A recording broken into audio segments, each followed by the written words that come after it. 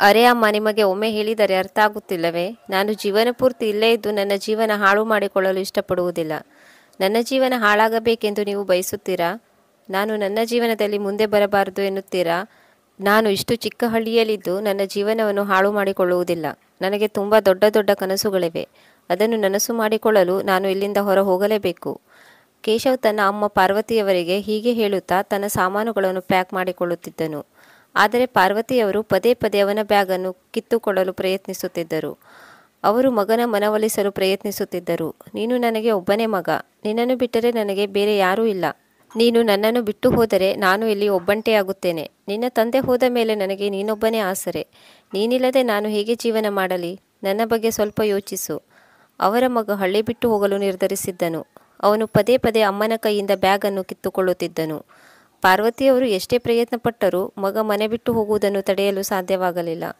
ಅವರು, ಮಗ, ನೀನು ಹಳ್ಳಿ ಬಿಟ್ಟು ನಗರಕ್ಕೆ ಹೋಗುವುದರಿಂದ ಕೆಲಸ ಆಗುವುದಿಲ್ಲ. ಇದೇ ಊರಿನಲ್ಲಿ ಇದ್ದು ನೀನು ನಿನ್ನ ಕನಸುಗಳನ್ನು ನನಸಾಗಿಸಿಕೊಳ್ಳಲು ಸಾಧ್ಯ. ಆದರೂ ನಿನಗೆ ಇಲ್ಲಿ ಇರಲು ಸಾಧ್ಯವಿಲ್ಲ ಅಂದರೆ ನನಗೆ ಸ್ವಲ್ಪ ಸಮಯ ಕೊಡು. ನಾನು ನಿನ್ನ ಜೊತೆ ಬರುತ್ತೇನೆ. ಈ ಮಾತನ್ನು ಅವರ ಮಗ ಒಪ್ಪಲಿಲ್ಲ. ಇಲ್ಲಮ್ಮ, ನಾನು ಯಾವುದೇ ಕಾರಣಕ್ಕೂ ನಿಮ್ಮನ್ನು ನನ್ನ ಜೊತೆ ಕರೆದುಕೊಂಡು ಹೋಗುವುದಿಲ್ಲ. ಅಲ್ಲಿ ಉಳಿದುಕೊಳ್ಳಲು ನನಗೆ ಯಾವುದೇ ವ್ಯವಸ್ಥೆ ಇಲ್ಲ. ಹೀಗಿರುವಾಗ ನಾನು ನಿಮ್ಮನ್ನು ಹೇಗೆ ಕರೆದುಕೊಂಡು ಹೋಗಲಿ? ಈಗ ನಾನು ಕೇವಲ ನನ್ನ ಕೆಲಸದ ಬಗ್ಗೆ ಮಾತನಾಡಿದ್ದೇನೆ. ಆದರೆ ಅದು ಇನ್ನೂ ಪಕ್ಕಾ ಆಗಿಲ್ಲ. ಈಗಲೇ ನಿಮ್ಮನ್ನು ಕರೆದುಕೊಂಡು ಹೋಗಲೇ? ಅದಕ್ಕೆ ಪಾರ್ವತಿಯವರು ಹೇಳಿದರು, ಇದಕ್ಕೆ ಹೇಳುತ್ತಿರುವುದು. ನೀನು ಆ ಕೆಲಸವನ್ನು ನಂಬಿ ಮನೆಯನ್ನು ಬಿಟ್ಟು ಹೋಗೋದು ಎಷ್ಟು ಸರಿ? ಒಮ್ಮೆ ಕೆಲಸ ಪಕ್ಕಾ ಆಗಲಿ, ನಂತರ ನಾನು ನಿನ್ನನ್ನು ತಡೆಯುವುದಿಲ್ಲ. ಅದಕ್ಕೆ ಮಗ ಹೇಳಿದ, ಅಮ್ಮ, ನಾನು ಕೆಲಸವನ್ನು ನಂಬಿ ಹೋಗುತ್ತಿಲ್ಲ. ನನಗೆ ಅಲ್ಲಿ ಹೋಗುವ ಅವಶ್ಯಕತೆ ಇದೆ. ಈ ಕೆಲಸ ಸಿಗದಿದ್ದರೆ ನಾನು ಬೇರೆ ಕೆಲಸ ಹುಡುಕುತ್ತೇನೆ. ನನಗೆ ಒಳ್ಳೆಯ ಕೆಲಸ ಸಿಗುವವರೆಗೂ ನಾನು ಪ್ರಯತ್ನಿಸುತ್ತೇನೆ. ಹೀಗಾಗಿ ನಾನು ಅಲ್ಲಿಗೆ ಹೋಗಲೇಬೇಕು. ಈ ಊರಿನಲ್ಲಿ ಏನಿದೆ? ಕೇವಲ 3-4 ಕೆಲಸಗಳು. ಒಮ್ಮೆ ಕೆಲಸ ಕಳೆದುಕೊಂಡರೆ ತಿಂಗಳುಗಟ್ಟಲೆ ಮನೆಯಲ್ಲಿ ಖಾಲಿ ಕುಳಿತುಕೊಳ್ಳಬೇಕಾಗುತ್ತದೆ. ಇಂತಹ ಜಾಗದಲ್ಲಿ ಇದ್ದು ನಾನು ಏನು ಸಾಧಿಸಲಿ? ಹೀಗಾಗಿ ನಾನು ಇಲ್ಲಿ ಇರೋದಿಲ್ಲ. ಹೀಗೆ ಹೇಳುತ್ತಾ ಬ್ಯಾಗನ್ನು ಎತ್ತಿಕೊಂಡು ಹೋಗಲು ತಯಾರಾದನು. ಆಗ ಪಾರ್ವತಿಯವರು ಮಗನ ಕೈ ಹಿಡಿದುಕೊಂಡು ಅವನ ಬ್ಯಾಗನ್ನು ಕಿತ್ತುಕೊಳ್ಳುತ್ತಾ ಅಳುತ್ತಾ ಹೇಳಿದರು, ಮಗ, ನಾನು ನಿನಗೆ ಕೈ ಮುಗಿದು ಕೇಳಿಕೊಳ್ಳುತ್ತೇನೆ. ನೀನು ನನ್ನನ್ನು ಬಿಟ್ಟು ಹೋಗಬೇಡ. ನಿನ್ನ ಬಿಟ್ಟು ನನಗೆ ಇಲ್ಲಿ ಯಾರಿದ್ದಾರೆ? ನಾನು ಯಾರ ಜೊತೆ ಬದುಕಲಿ? ವೃದ್ಧಾಪ್ಯದಲ್ಲಿ ನನಗೆ ಯಾರು ಆಸರೆಯಾಗುತ್ತಾರೆ? ಹೀಗೆ ಹೇಳುತ್ತಾ ಅವರು ಮಗನ ಬ್ಯಾಗನ್ನು ಕಿತ್ತುಕೊಳ್ಳಲು ಪ್ರಯತ್ನಿಸಿದರು. ಆಗ ಮಗ ಒಂದೇ ಸಮನೆ ಬ್ಯಾಗನ್ನು ಅವರ ಕೈಯಿಂದ ಕಿತ್ತು ಅವರ ಕೈಯಿಂದ ತಪ್ಪಿಸಿಕೊಂಡು ಹಿಂದೆ ತಿರುಗಿ ನೋಡದೆ ಹೋದನು. ಒಮ್ಮೆ ಕೂಡ ಅವರ ಅಮ್ಮನ ಕಡೆ ಹಿಂತಿರುಗಿ ನೋಡದೆ ಮುಂದೆ ಹೋದನು. ಪಾರ್ವತಿಯವರು ತಮ್ಮ ಮಗನ ಬಳಿ ಪರಿಪರಿಯಾಗಿ ಬೇಡಿಕೊಳ್ಳುತ್ತಾ ಮನೆ ಬಿಟ್ಟು ಹೋಗಬೇಡ ಎಂದು ಕೇಳಿಕೊಳ್ಳುತ್ತಿದ್ದರು. ನಿನ್ನಿಲ್ಲದೆ ನಾನು ಬದುಕಲಾರೆ. ನನಗೆ ನಿನ್ನನ್ನು ಬಿಟ್ಟು ಬೇರೆ ಯಾರೂ ಇಲ್ಲ. ಹೀಗೆ ಎಷ್ಟೇ ಕೇಳಿಕೊಂಡರೂ ಮಗನ ಮನಸ್ಸು ಕರಗಲಿಲ್ಲ. ಮಗ ಹೋದ ಎಷ್ಟೋ ಹೊತ್ತಿನ ಬಳಿಕವೂ ಅವರು ಬಾಗಿಲಲ್ಲಿ ಕುಳಿತು ದುಃಖಿಸುತ್ತಲೇ ಇದ್ದರು. ಆದರೂ ಮಗ ಹಿಂತಿರುಗಿ ಬರಲಿಲ್ಲ. ನಂತರ ಅವರು ತಮ್ಮನ್ನು ತಾವು ಸುಧಾರಿಸಿಕೊಂಡು ಕಣ್ಣೀರು ಒರೆಸಿಕೊಳ್ಳುತ್ತಾ ಏನೋ ಯೋಚನೆ ಮಾಡಿ ಮನೆಯೊಳಗೆ ಹೋದರು. ಅವರು ಮಗನಿಗೆ ಫೋನ್ ಮಾಡಿ ಹೇಳಿದರು, ನೀನು ಆರಾಮಾಗಿ ಹೋಗಿ ತಲುಪಿದ್ದೀಯಾ? ನನಗೆ ನಿನ್ನದೇ ಯೋಚನೆ ಆಗುತ್ತಿದೆ.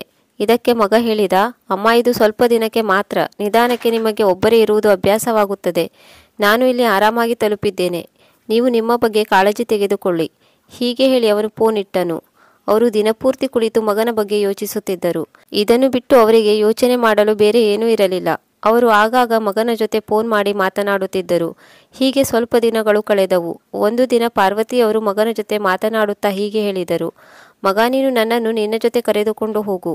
ಒಂದು ವೇಳೆ ದುಡ್ಡಿನ ತೊಂದರೆ ಇದ್ದರೆ ನಾನು ಊರಿನಲ್ಲಿರುವ ಸ್ವಲ್ಪ ಜಮೀನನ್ನು ಮಾರಾಟ ಮಾಡುತ್ತೇನೆ. ಬಂದ ಹಣದಿಂದ ನಾವಿಬ್ಬರು ಜೀವನ ಮಾಡೋಣ. ಹೇಗಿದ್ದರೂ ನಿನಗೆ ಇಲ್ಲಿ ಬರಲು ಇಷ್ಟವಿಲ್ಲ. ನಾನೇ ಅಲ್ಲಿಗೆ ಬರುತ್ತೇನೆ. ನೀನು ಅಲ್ಲಿದ್ದು ನೌಕರಿ ಮಾಡಬಹುದು ಮತ್ತು ನಾನು ಇಲ್ಲಿ ಒಬ್ಬಳೇ ಇರುವುದು ತಪ್ಪುತ್ತದೆ. ಸರಿಯಲ್ಲವೇ ಮಗನೇ ಎಂದು ಕೇಳಿದರು. ಮೊದಲಿಗೆ ಮಗನಿಗೆ ಇದು ಸರಿ ಅನಿಸಲಿಲ್ಲ. ನಂತರ ಯೋಚನೆ ಮಾಡಿ, ಸರಿ, ಹಾಗೇ ಆಗಲಿ ಅಮ್ಮ. ನೀವು ಇಷ್ಟು ಕೇಳಿಕೊಳ್ಳುತ್ತಿದ್ದೀರಿ ಅಂದ ಮೇಲೆ ನಾನು ಮುಂದಿನ ರವಿವಾರ ಊರಿಗೆ ಬರುತ್ತೇನೆ. ಜಮೀನು ಮಾರಾಟ ಮಾಡುವ ಕುರಿತು ಮತ್ತು ಮನೆಯ ವಿಷಯವಾಗಿ ಮಾತನಾಡೋಣ. ಇಷ್ಟಕ್ಕೂ ನಮ್ಮ ಹತ್ತಿರ ಅಂಥ ದೊಡ್ಡ ಆಸ್ತಿ ಏನಿದೆ? ಇರುವುದು ಸ್ವಲ್ಪ ಜಮೀನು, ಒಂದು ಮನೆ. ಅದನ್ನು ಹೇಗೆ ಏನು ಮಾಡುವುದು ಎಂದು ಅಲ್ಲಿಗೆ ಬಂದ ಮೇಲೆ ಯೋಚಿಸೋಣ ಎಂದು ಹೇಳಿದನು. ಕೇಶವ್ ಮನೆಗೆ ಬಂದು 2-3 ಬ್ರೋಕರ್ ಹತ್ತಿರ ಮಾತನಾಡಿ ಅಮ್ಮನಿಗೆ ಹೇಳಿದನು, ಅಮ್ಮ, ನಾವು ಇಷ್ಟು ಅರ್ಜೆಂಟಾಗಿ ಪ್ರಾಪರ್ಟಿಯನ್ನು ಮಾರಾಟ ಮಾಡಿದರೆ ನಮಗೆ ಒಳ್ಳೆಯ ಬೆಲೆ ಸಿಗುವುದಿಲ್ಲ. 2 ಪ್ರಾಪರ್ಟಿ ಬೆಲೆ ಜಾಸ್ತಿ ಇರಬಹುದು ಎಂದು ನನಗೆ ಅನಿಸುತ್ತದೆ. ನಾವು ಇಷ್ಟು ಅರ್ಜೆಂಟಾಗಿ ಮಾರಾಟ ಮಾಡಿದರೆ ಇದಕ್ಕೆ ತಕ್ಕ ಬೆಲೆ ಸಿಗುವುದಿಲ್ಲ. ನಾಳೆ ಬ್ರೋಕರ್ ಪಾರ್ಟಿಗಳನ್ನು ಕರೆದುಕೊಂಡು ಬರುತ್ತೇನೆ ಎಂದು ಹೇಳಿದ್ದಾರೆ. ಭಾನುವಾರದೊಳಗೆ ಎಲ್ಲ ದಾಖಲೆಗಳನ್ನು ಸಿದ್ಧಪಡಿಸಿ ಮಾರಾಟ ಮಾಡಿದರೆ ನಮ್ಮ ಕೈಗೆ ಹಣ ಸಿಗುತ್ತದೆ. ಆದರೆ ಆ ದಿನ ಬ್ರೋಕರ್ ಯಾವುದೋ ಕಾರಣಕ್ಕೆ ಕ್ಲೈಂಟನ್ನು ಕರೆದುಕೊಂಡು ಬರಲಿಲ್ಲ. ಹೀಗಾಗಿ ಪ್ರಾಪರ್ಟಿಯನ್ನು ತೋರಿಸಲು ಆಗಲಿಲ್ಲ. ಪ್ರಾಪರ್ಟಿ ನೋಡದೆ ಡೀಲ್ ಫೈನಲ್ ಮಾಡಲು ಆಗಲಿಲ್ಲ.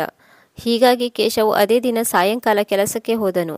ಅವನು ಫೋನಿನಲ್ಲಿ ಬ್ರೋಕರ್ ಜೊತೆ ಮಾತನಾಡಿ, ನೀವು ಪಾರ್ಟಿಗಳನ್ನು ಮನೆಗೆ ಕರೆದುಕೊಂಡು ಹೋಗಿ, ನಮ್ಮ ಅಮ್ಮ ನಿಮಗೆ ಜಮೀನನ್ನು ತೋರಿಸುತ್ತಾರೆ ಎಂದು ಹೇಳಿದನು. ಮರುದಿನ ಪಾರ್ವತಿಯವರು ಬ್ರೋಕರನ್ನು ಕರೆದುಕೊಂಡು ತಮ್ಮ ಜಮೀನನ್ನು ತೋರಿಸಲು ಹೋದರು. ಅವರು ಕೇವಲ ಜಮೀನನ್ನು ಮಾತ್ರ ತೋರಿಸಿದರು, ಮನೆಯ ಬಗ್ಗೆ ಮಾತನಾಡಲಿಲ್ಲ. ಆ ದಿನ ಪಾರ್ಟಿಗಳು ಜಮೀನನ್ನು ನೋಡಿಕೊಂಡು ಹೋದರು. ಮುಂದಿನ ವಾರ ಮನೆಗೆ ಬಂದ ಕೇಶವ್ 2 ದಿನ ರಜೆ ತೆಗೆದುಕೊಂಡು ಬಂದಿದ್ದನು. ಅವನು ಪ್ರಾಪರ್ಟಿ ಡೀಲರ್ ಹತ್ತಿರ ಮಾತನಾಡಿ ಎಲ್ಲ ಅಗ್ರಿಮೆಂಟ್ ಕಾಗದ ಪತ್ರಗಳನ್ನು ರೆಡಿ ಮಾಡಲು ಹೇಳಿದನು. ಕೇಶವ್ ಮನೆಗೆ ಬಂದ ದಿನ ಬ್ರೋಕರ್ ಅವರ ಮನೆಗೆ ಬಂದರು. ಅವರು ತಯಾರಿಸಿದ ಕಾಗದ ಪತ್ರಗಳನ್ನು ಅವನಿಗೆ ತೋರಿಸಿದರು. ಅವನು, ಇದು ಕೇವಲ ಜಮೀನಿನ ಕಾಗದ ಪತ್ರ. ನಾನು ನಿಮಗೆ ಎಲ್ಲ ಪ್ರಾಪರ್ಟಿ ಪೇಪರ್ ರೆಡಿ ಮಾಡಲು ತಿಳಿಸಿದ್ದೆ. ನಾನು ನಿಮಗೆ ಪೇಮೆಂಟ್ ಮಾಡುತ್ತೇನೆ, ಆದರೂ ನೀವು ಎಲ್ಲ ಪೇಪರ್ಸ್ ರೆಡಿ ಮಾಡಲಿಲ್ಲ. ಆಗ ಅವರು ಹೇಳಿದರು, ನಾನು ನಿಮ್ಮ 2 ಜಮೀನಿನ ಪೇಪರ್ಸ್ ರೆಡಿ ಮಾಡಿದ್ದೇನೆ. ನಿಮ್ಮ ಜಮೀನು ಹೆಚ್ಚಿಗೆ ಏನೂ ಇಲ್ಲ, ಅಲ್ಲಿಗೆ ಹೋಗಲು ಸರಿಯಾದ ರಸ್ತೆ ಕೂಡ ಇಲ್ಲ. ಹೀಗಾಗಿ ಅದು ಹೆಚ್ಚಿಗೆ ಬೆಲೆ ಬಾಳುವುದಿಲ್ಲ. ಆದರೂ ನಾನು ಒಳ್ಳೆಯ ಪಾರ್ಟಿಗಳನ್ನು ಕರೆದುಕೊಂಡು ಬಂದಿದ್ದೇನೆ. ಇದಕ್ಕೆ ಕೇಶವ್ ಹೇಳಿದನು, ನೀವು ಕೇವಲ ಜಮೀನಿನ ಕಾಗದ ಪತ್ರ ರೆಡಿ ಮಾಡಿದ್ದೀರಿ. ನಾನು ನಿಮಗೆ ಮನೆಯ ಪತ್ರವನ್ನು ರೆಡಿ ಮಾಡಲು ತಿಳಿಸಿದ್ದೆ. ಆಗ ಬ್ರೋಕರ್ ಹೇಳಿದರು, ನಾನು ಇದರ ಬಗ್ಗೆ ಯೋಚನೆ ಮಾಡಲಿಲ್ಲ. ಈಗ ನೀವು ಒಂದು ಕೆಲಸ ಮಾಡಿ, ಈ ಡೀಲನ್ನು ಫೈನಲ್ ಮಾಡಿ. ನಾನು ಇವರನ್ನು ಹೊರಗಡೆಯಿಂದ ಕರೆಸಿದ್ದೇನೆ. ಅವರಿಗೂ ಅವರದೇ ಆದ ಕೆಲಸ ಇದೆ. ಹೀಗಾಗಿ ಈ ದಿನ ನೀವು ಇದನ್ನು ಫೈನಲ್ ಮಾಡಿ. ಇಂದಲ್ಲದಿದ್ದರೆ ನಾಳೆಯಾದರೂ ನಾನು ಮನೆಯನ್ನು ತೋರಿಸಲು ಒಳ್ಳೆಯ ಪಾರ್ಟಿಗಳನ್ನು ಕರೆದುಕೊಂಡು ಬರುತ್ತೇನೆ. ನೀವು ಮನೆಗೆ ಬೀಗ ಹಾಕಿ ನಿಮ್ಮ ಅಮ್ಮನನ್ನು ಕರೆದುಕೊಂಡು ಹೋಗಿ. ಆಗ ಕೇಶವ್ ಕಾಗದ ಪತ್ರಗಳನ್ನು ನೆಲಕ್ಕೆ ಬಡಿಯುತ್ತಾ ಹೇಳಿದನು, ನಾನು ಏನು ಯೋಚನೆ ಮಾಡಿದ್ದೆ ಮತ್ತು ಇಲ್ಲಿ ಏನು ನಡೆಯುತ್ತಿದೆ? ಆಗ ಬ್ರೋಕರ್ ಹೇಳಿದರು, ನೀವು ಏನೇ ಯೋಚನೆ ಮಾಡಿದ್ದರೂ ನಿಮ್ಮ ಮನೆಗೆ ಈಗ ಹೆಚ್ಚಿನ ಬೆಲೆ ಇಲ್ಲ. ನಾನು ಕೇಳಲ್ಪಟ್ಟ ಹಾಗೆ ಇಲ್ಲಿ ಅಕ್ಕಪಕ್ಕದಲ್ಲಿ ಒಂದು ಒಳ್ಳೆಯ ಕಂಪನಿ ಬರುತ್ತಿದೆ. ಆಗ ನಿಮ್ಮ ಸುತ್ತಮುತ್ತಲಿನ ಜಾಗಕ್ಕೆ ಒಳ್ಳೆಯ ಬೆಲೆ ಬರುತ್ತದೆ. ಆಗ ನೋಡಿ, ಈಗ ಮನೆ ಉಳಿಸಿಕೊಳ್ಳುವುದರಿಂದ ಎಷ್ಟು ಲಾಭ ಇದೆ ಎಂದು. ಇದನ್ನು ಕೇಳಿ ಕೇಶವ್ ತುಂಬ ಖುಷಿಪಟ್ಟನು.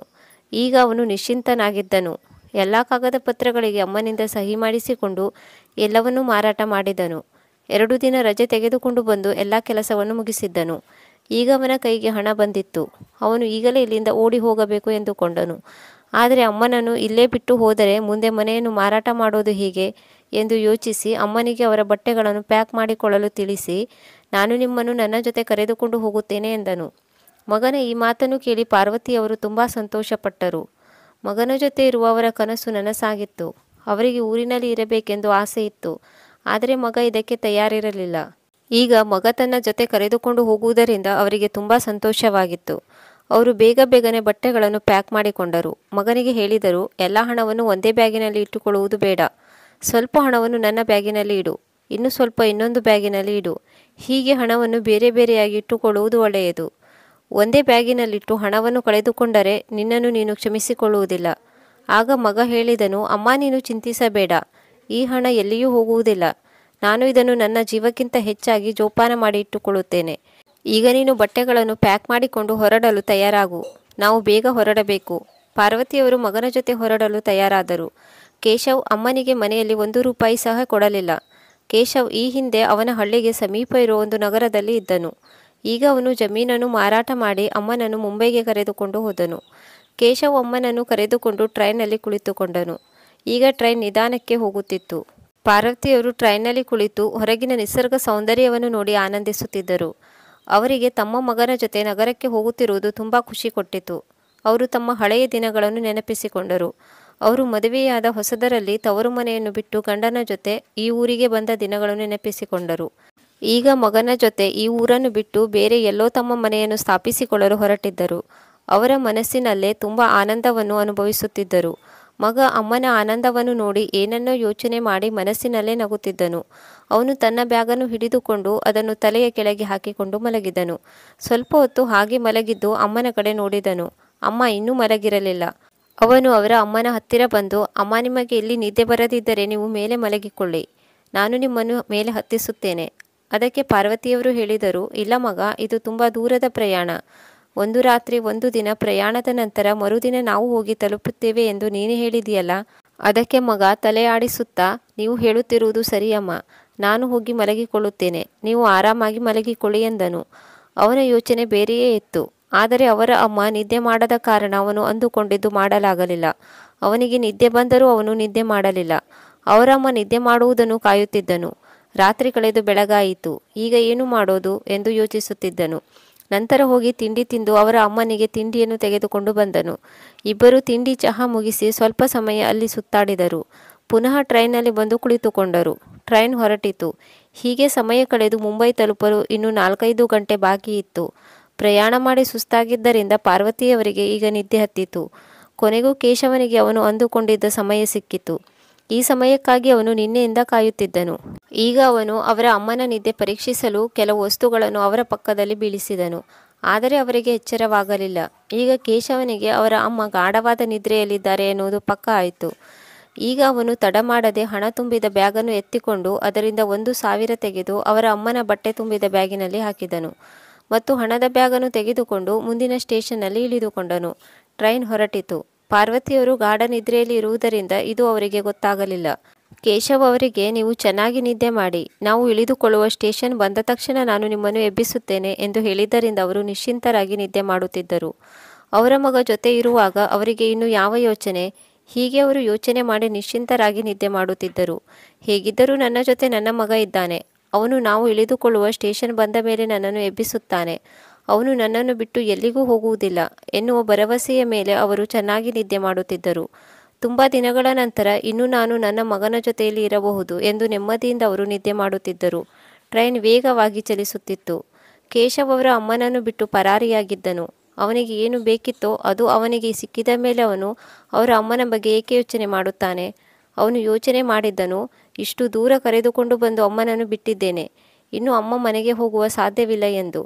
ಏಕೆಂದರೆ ಅವನಿಗೆ ಗೊತ್ತಿತ್ತು, ಅಮ್ಮ ಊರಿನ ಸುತ್ತಮುತ್ತಲಿನ ಪ್ರದೇಶ ಬಿಟ್ಟರೆ ದೂರದ ಪ್ರಯಾಣ ಒಂಟಿಯಾಗಿ ಮಾಡಿದವರಲ್ಲ ಎಂದು. ಹೀಗಿರುವಾಗ ಇಷ್ಟು ದೂರದಿಂದ ಒಬ್ಬರೇ ಹೇಗೆ ವಾಪಸ್ ಹೋಗುತ್ತಾರೆ? ಹೀಗೆ ಯೋಚನೆ ಮಾಡಿ ಅವನು ನಿಶ್ಚಿಂತೆಯಿಂದ ಇದ್ದನು. ಸಮಯ ಬಂದಾಗ ಊರಿಗೆ ಹೋಗಿ ಉಳಿದಿರುವ ಮನೆಯನ್ನು ಮಾರಾಟ ಮಾಡಿದರಾಯಿತು. ಅದರಿಂದ ಬಂದ ಹಣವು ನನಗೆ ಸಿಗುತ್ತದೆ ಎಂದು ಯೋಚಿಸಿದನು. ಈ ಕಡೆ ಪಾರ್ವತಿಯವರಿಗೆ ಸುಮಾರು 2 ತಾಸಿನ ನಂತರ ಎಚ್ಚರವಾಯಿತು. ಅವರು ಮೇಲ್ಗಡೆ ನೋಡಿದರು. ಅಲ್ಲಿ ಮಗ ಕಾಣಿಸಲಿಲ್ಲ. ಅವರಿಗೆ ಸ್ವಲ್ಪ ಗಾಬರಿಯಾಯಿತು. ಅವರು ಆ ಕಡೆ ಈ ಕಡೆ ನೋಡಿದರೂ ಎಲ್ಲೂ ಕಾಣಿಸಲಿಲ್ಲ. ನಂತರ ಮಗನ ಹೆಸರನ್ನು ಹಿಡಿದು ಕೂಗಿದರು. ಎಷ್ಟು ಸಲ ಕೂಗಿದರೂ ಅವರ ಮಗ ಬರಲಿಲ್ಲ. ಈಗ ಅವರಿಗೆ ಗಾಬರಿಯಾಗುತ್ತಿತ್ತು. ಇನ್ನೂ ಜೋರಾಗಿ ಕೂಗಿದರು. ಆದರೂ ಅವರ ಮಗ ಅವರ ಬಳಿಗೆ ಬರಲಿಲ್ಲ. ಈಗ ಅವರು ಸೀಟಿನಿಂದ ಎದ್ದು ಅಕ್ಕಪಕ್ಕದವರ ಬಳಿ ಹೋಗಿ ಕೇಳಿದರು. ನನ್ನ ಜೊತೆ ನನ್ನ ಮಗ ಕುಳಿತಿದ್ದ. ಅವನನ್ನು ನೀವು ನೋಡಿದ್ದೀರಾ? ಎಲ್ಲರೂ ನೋಡಿಲ್ಲವೆಂದೇ ಹೇಳಿದರು. ರಾತ್ರಿ ಸಮಯವಾಗಿದ್ದರಿಂದ ಎಲ್ಲರೂ ಮಲಗಿದ್ದರು. ಪಾರ್ವತಿ ಅವರು ಎಲ್ಲರನ್ನೂ ಕೇಳಿದರು. ಎಲ್ಲರೂ ನೋಡಿಲ್ಲವೆಂದೇ ಹೇಳಿದರು. ಈಗ ಪಾರ್ವತಿಯವರಿಗೆ ಇನ್ನೂ ಹೆಚ್ಚು ಗಾಬರಿಯಾಯಿತು. ಈಗ ಅವರು ಅಳಲು ಶುರು ಮಾಡಿದರು. ಅವರು ಅಳುತ್ತಿರುವುದನ್ನು ನೋಡಿ ಆ ಕಡೆ ಈ ಕಡೆ ಸೀಟಿನಲ್ಲಿ ಕುಳಿತವರು ಎದ್ದು ಬಂದು ಅವರ ಸೀಟಿನ ಬಳಿ ನಿಂತುಕೊಂಡರು. ಅಲ್ಲಿ ಒಂದು ಚಿಕ್ಕ ಗುಂಪು ಸೇರಿತು. ಅವರು ತಮಗೆ ಅನಿಸಿದ ರೀತಿಯಲ್ಲಿ ಮಾತನಾಡುತ್ತಿದ್ದರು. ಇವರ ಮಗ ಹಿಂದಿನ ಸ್ಟೇಷನ್ನಲ್ಲಿ ಇಳಿದುಕೊಂಡಿರಬಹುದು. ಒಂದು ವೇಳೆ ಇಳಿದುಕೊಂಡಿದ್ದರೆ ಯಾವ ಕಾರಣಕ್ಕೆ ಇಳಿದುಕೊಂಡಿರಬಹುದು ಯಾರಿಗೆ ಗೊತ್ತು? ತಪ್ಪಾಗಿ ಇಳಿದುಕೊಂಡಿದ್ದಾನೋ ಅಥವಾ ಇವರನ್ನು ಬಿಟ್ಟು ಬೇಕಂತಲೇ ಇಳಿದುಕೊಂಡಿದ್ದಾನೋ? ಎಲ್ಲ ಮಾತುಗಳನ್ನು ಕೇಳಿ ಪಾರ್ವತಿಯವರ ಎದೆ ಜೋರಾಗಿ ಬಡಿದುಕೊಳ್ಳುತ್ತಿತ್ತು. ಜನರ ಮಾತು ಕೇಳಿ ಅವರಿಗೆ ಇನ್ನೂ ದುಃಖವಾಗುತ್ತಿತ್ತು. ಅಷ್ಟರಲ್ಲಿ ಟಿಕೆಟ್ ಚೆಕ್ ಮಾಡುವವರು ಅಲ್ಲಿಗೆ ಬಂದರು. ಜನರ ಗುಂಪನ್ನು ನೋಡಿ ಜನರನ್ನು ಆ ಕಡೆ ಈ ಕಡೆ ತಳ್ಳುತ್ತಾ ಅವರು ಮುಂದೆ ಬಂದು ಕೇಳಿದರು, ಇಲ್ಲಿ ಏನು ನಡೆಯುತ್ತಿದೆ? ಈ ಅಮ್ಮ ಏಕೆ ಅಳುತ್ತಿದ್ದಾರೆ? ಆಗ ಅಲ್ಲಿ ಸೇರಿದ್ದ ಜನ ಹೇಳಿದರು, ಇವರು ಇವರ ಮಗನ ಜೊತೆ ಬಂದಿದ್ದರು. ಇವರು ಮಲಗಿ ನಿದ್ದೆ ಹೋಗಿದ್ದರು. ಇವರು ಎದ್ದೇಳುವಷ್ಟರಲ್ಲಿ ಇವರ ಮಗ ಕಾಣಿಸುತ್ತಿಲ್ಲ. ಅವರು ಎಲ್ಲಿಗೆ ಹೋಗಿದ್ದಾರೆ ಎಂದು ಯಾರಿಗೂ ಗೊತ್ತಿಲ್ಲ. ಹೀಗಾಗಿ ಇವರು ಅಳುತ್ತಿದ್ದಾರೆ. ಈ ವಿಷಯ ಕೇಳಿ ಅವರಿಗೆ ಈ ಅಮ್ಮನ ಮೇಲೆ ಕರುಣೆ ಬಂದಿತ್ತು. ಅವರೊಬ್ಬರಿಗೆ ಅಲ್ಲ, ಅಲ್ಲಿ ಸೇರಿದವರಿಗೂ ಇವರ ಮೇಲೆ ಕರುಣೆ ಬಂದಿತ್ತು. ಆದರೆ ಏನು ಮಾಡುವ ಪರಿಸ್ಥಿತಿಯಲ್ಲಿ ಇರಲಿಲ್ಲ. ಒಬ್ಬರಿಗೊಬ್ಬರು ಮಾತನಾಡಿಕೊಳ್ಳುತ್ತಿದ್ದರು ಅಷ್ಟೇ. ಹಾಗಾಗಿರಬಹುದು, ಹೀಗಾಗಿರಬಹುದು ಎಂದು ತಮ್ಮ ತಮ್ಮ ಇಷ್ಟಕ್ಕೆ ಬಂದಂತೆ ಮಾತನಾಡುತ್ತಿದ್ದರು. ಅವರ ಮಾತಿನಿಂದ ಇನ್ನಷ್ಟು ಗಾಬರಿಯಾಗುತ್ತಿದ್ದ ಪಾರ್ವತಿಯವರನ್ನು ನೋಡಿ ಟಿಕೆಟ್ ಕಲೆಕ್ಟರ್ ಜೋರಾದ ಧ್ವನಿಯಲ್ಲಿ ಜನರಿಗೆ, ನೀವು ಇಲ್ಲಿ ನಿಂತು ಏನು ಮಾಡುತ್ತಿದ್ದೀರಿ? ಇಲ್ಲಿ ಏನು ತಮಾಷೆ ನಡೆಯುತ್ತಿದೆಯೇ? ಇವರಿಗೆ ಸಹಾಯ ಮಾಡಲು ಆಗದಿದ್ದರೆ ಹೋಗಿ ನಿಮ್ಮ ನಿಮ್ಮ ಜಾಗದಲ್ಲಿ ಕುಳಿತುಕೊಳ್ಳಿ. ಯಾರಾದರೂ ಸಹಾಯ ಮಾಡುವವರಿದ್ದರೆ ಇಲ್ಲಿ ಬರಬಹುದು. ಸುಮ್ಮನೆ ಇಲ್ಲಿ ನಿಂತು ಅದು ಇದು ಮಾತನಾಡಿ ಇವರನ್ನು ಇನ್ನಷ್ಟು ಗಾಬರಿ ಬೀಳಿಸಬೇಡಿ. ಅವರು ಹೀಗೆ ಹೇಳುತ್ತಿದ್ದಂತೆ ಅಲ್ಲಿ ಸೇರಿದ ಗುಂಪು ಖಾಲಿಯಾಗಿತ್ತು. ಎಲ್ಲರೂ ತಮ್ಮ ತಮ್ಮ ಜಾಗಕ್ಕೆ ಹೋಗಿ ಕುಳಿತುಕೊಂಡರು. ಕೆಲವು ಜನರು ಮಾತ್ರ ಪಾರ್ವತಿಯವರ ಹತ್ತಿರ ಕುಳಿತುಕೊಂಡರು. ಟಿಕೆಟ್ ಕಲೆಕ್ಟರ್ ಅವರ ಹತ್ತಿರ ಬಂದು, ಅಮ್ಮ, ನಿಮ್ಮ ಮಗನ ಫೋನ್ ನಂಬರ್ ಗೊತ್ತಿದ್ದರೆ ಹೇಳಿ. ಅವರ ನಂಬರ್ ನೆನಪಿದೆಯಲ್ಲವೇ? ಹೇಳಿ, ನಾನು ಅವರಿಗೆ ಫೋನ್ ಮಾಡುತ್ತೇನೆ. ಅವರು ಗೊತ್ತಿಲ್ಲದೆ ಬೇರೆ ಯಾವುದೋ ಸ್ಟೇಷನ್ನಲ್ಲಿ ಇಳಿದುಕೊಂಡಿರಬಹುದು. ನಾನು ಸ್ಟೇಷನ್ ಮಾಸ್ಟರ್ ಹತ್ತಿರ ಮಾತನಾಡಿ ನಿಮ್ಮನ್ನು ಮುಂದಿನ ಸ್ಟೇಷನ್ನಲ್ಲಿ ಇಳಿಸುತ್ತೇನೆ. ನಿಮ್ಮ ಮಗ ಬಂದು ನಿಮ್ಮನ್ನು ಕರೆದುಕೊಂಡು ಹೋಗುತ್ತಾರೆ. ನನ್ನ ಹತ್ತಿರ ಫೋನ್ ಇಲ್ಲ, ಆದರೆ ಅವನ ಫೋನ್ ನಂಬರ್ ನೆನಪಿದೆ. ಅವರು ಯೋಚನೆ ಮಾಡಿ, ಹೌದು, ನನ್ನ ಹತ್ತಿರ ಅವನ ನಂಬರ್ ಇದೆ, ಸ್ವಲ್ಪ ಇರಿ ಕೊಡುತ್ತೇನೆ ಎನ್ನುತ್ತಾ ಅವರ ಬ್ಯಾಗಿನಿಂದ ಒಂದು ಚೀಟಿಯನ್ನು ತೆಗೆದುಕೊಟ್ಟರು. ಅದರಲ್ಲಿ ಅವರ ಮಗನ ನಂಬರ್ ಬರೆದಿತ್ತು. ಟಿಕೆಟ್ ಕಲೆಕ್ಟರ್ ಆ ನಂಬರಿಗೆ ಫೋನ್ ಮಾಡಿ ಸ್ಪೀಕರ್ ಆನ್ ಮಾಡಿದರು. ಅವನ ಫೋನ್ ರಿಂಗ್ ಆಗುತ್ತಿತ್ತು. ಫೋನ್ ರಿಸೀವ್ ಮಾಡಿದ ನಂತರ ಟಿಕೆಟ್ ಕಲೆಕ್ಟರ್, ಕೇಶವ್ ಅವರು ಮಾತನಾಡುತ್ತಿರುವುದೇ ಎಂದು ಕೇಳಿದರು. ಅದಕ್ಕೆ ಕೇಶವ್, ಹೌದು, ನಾನೇ ಕೇಶವ್ ಮಾತನಾಡುತ್ತಿರುವುದು, ಏನಾದರೂ ಕೆಲಸವಿತ್ತೇ ಎಂದರು. ಇದಕ್ಕೆ ಟಿಕೆಟ್ ಕಲೆಕ್ಟರ್, ನೀವು ನಿಮ್ಮ ಅಮ್ಮನ ಜೊತೆ ಮಾತನಾಡಿ ಎಂದರು. ಪಾರ್ವತಿಯವರು ಮಗನ ಜೊತೆ ಮಾತನಾಡುವ ಮೊದಲು ಅಳಲು ಶುರು ಮಾಡಿದರು. ಮಾತನಾಡಬೇಕು ಎನ್ನುವಷ್ಟರಲ್ಲಿ ಕೇಶವ್ ಫೋನ್ ಕಟ್ ಮಾಡಿದನು. ಆಗ ಟಿಕೆಟ್ ಕಲೆಕ್ಟರ್ ಇನ್ನೊಮ್ಮೆ ಫೋನ್ ಮಾಡಿದರು. ಎಷ್ಟೇ ಫೋನ್ ಮಾಡಿದರೂ ಕೇಶವ್ ಫೋನ್ ಎತ್ತಲಿಲ್ಲ. ಇದನ್ನು ನೋಡಿ ಅಲ್ಲಿದ್ದ ಜನರಿಗೆ ವಿಚಿತ್ರ ಅನಿಸಿತು. ಅವರಿಗೆ ಇವರ ಮಗ ಬೇಕೆಂದೇ ಇವರನ್ನು ಬಿಟ್ಟು ಹೋಗಿದ್ದಾನೆ ಎನ್ನುವುದು ಗೊತ್ತಾಯಿತು. ಟಿಕೆಟ್ ಕಲೆಕ್ಟರ್ ಎಷ್ಟೇ ಸಲ ಫೋನ್ ಮಾಡಿದರೂ ಅವರ ಮಗ ಫೋನ್ ಎತ್ತಲಿಲ್ಲ. ಆಗ ಅವರು ಹೇಳಿದರು, ಅಮ್ಮ, ನಿಮ್ಮ ಮಗ ಫೋನ್ ಎತ್ತುತ್ತಿಲ್ಲ. ಅವನು ಈ ರೀತಿ ಮಾಡುತ್ತಿರುವುದನ್ನು ನೋಡಿದರೆ ಅವನು ನಿಮ್ಮನ್ನು ಬೇಕಂತಲೇ ಇಲ್ಲಿ ಬಿಟ್ಟು ಹೋಗಿದ್ದಾನೆ ಅನಿಸುತ್ತಿದೆ. ಇದನ್ನು ಕೇಳಿದ ಪಾರ್ವತಿಯವರು ಹೇಳಿದರು, ಇಲ್ಲ ಇಲ್ಲ ಮಗ, ಅವನು ಈ ರೀತಿ ಮಾಡುವವನಲ್ಲ. ಅವನು ತನ್ನ ಜೊತೆ ನಗರದಲ್ಲಿ ಇರಲು ನನ್ನನ್ನು ನಗರಕ್ಕೆ ಕರೆದುಕೊಂಡು ಬಂದಿದ್ದಾನೆ. ಅವನು ಖುಷಿಯಿಂದ ನನ್ನನ್ನು ಕರೆದುಕೊಂಡು ಬಂದಿದ್ದಾನೆ. ಹೀಗಿರುವಾಗ ಅರ್ಧ ದಾರಿಯಲ್ಲಿ ಏಕೆ ಕೈ ಬಿಟ್ಟು ಹೋಗುತ್ತಾನೆ? ನಾವು ಜಮೀನು ಮನೆ ಬಿಟ್ಟು ಶಾಶ್ವತವಾಗಿ ಅಲ್ಲೇ ಇರಲು ಹೋಗುತ್ತಿದ್ದೇವೆ. ಅಲ್ಲಿರುವ ಒಬ್ಬ ಹುಡುಗ ಇದನ್ನು ಕೇಳಿ, ಮನೆ ಬಿಟ್ಟು ಅಂದರೆ ಏನು ಎಂದು ಕೇಳಿದ.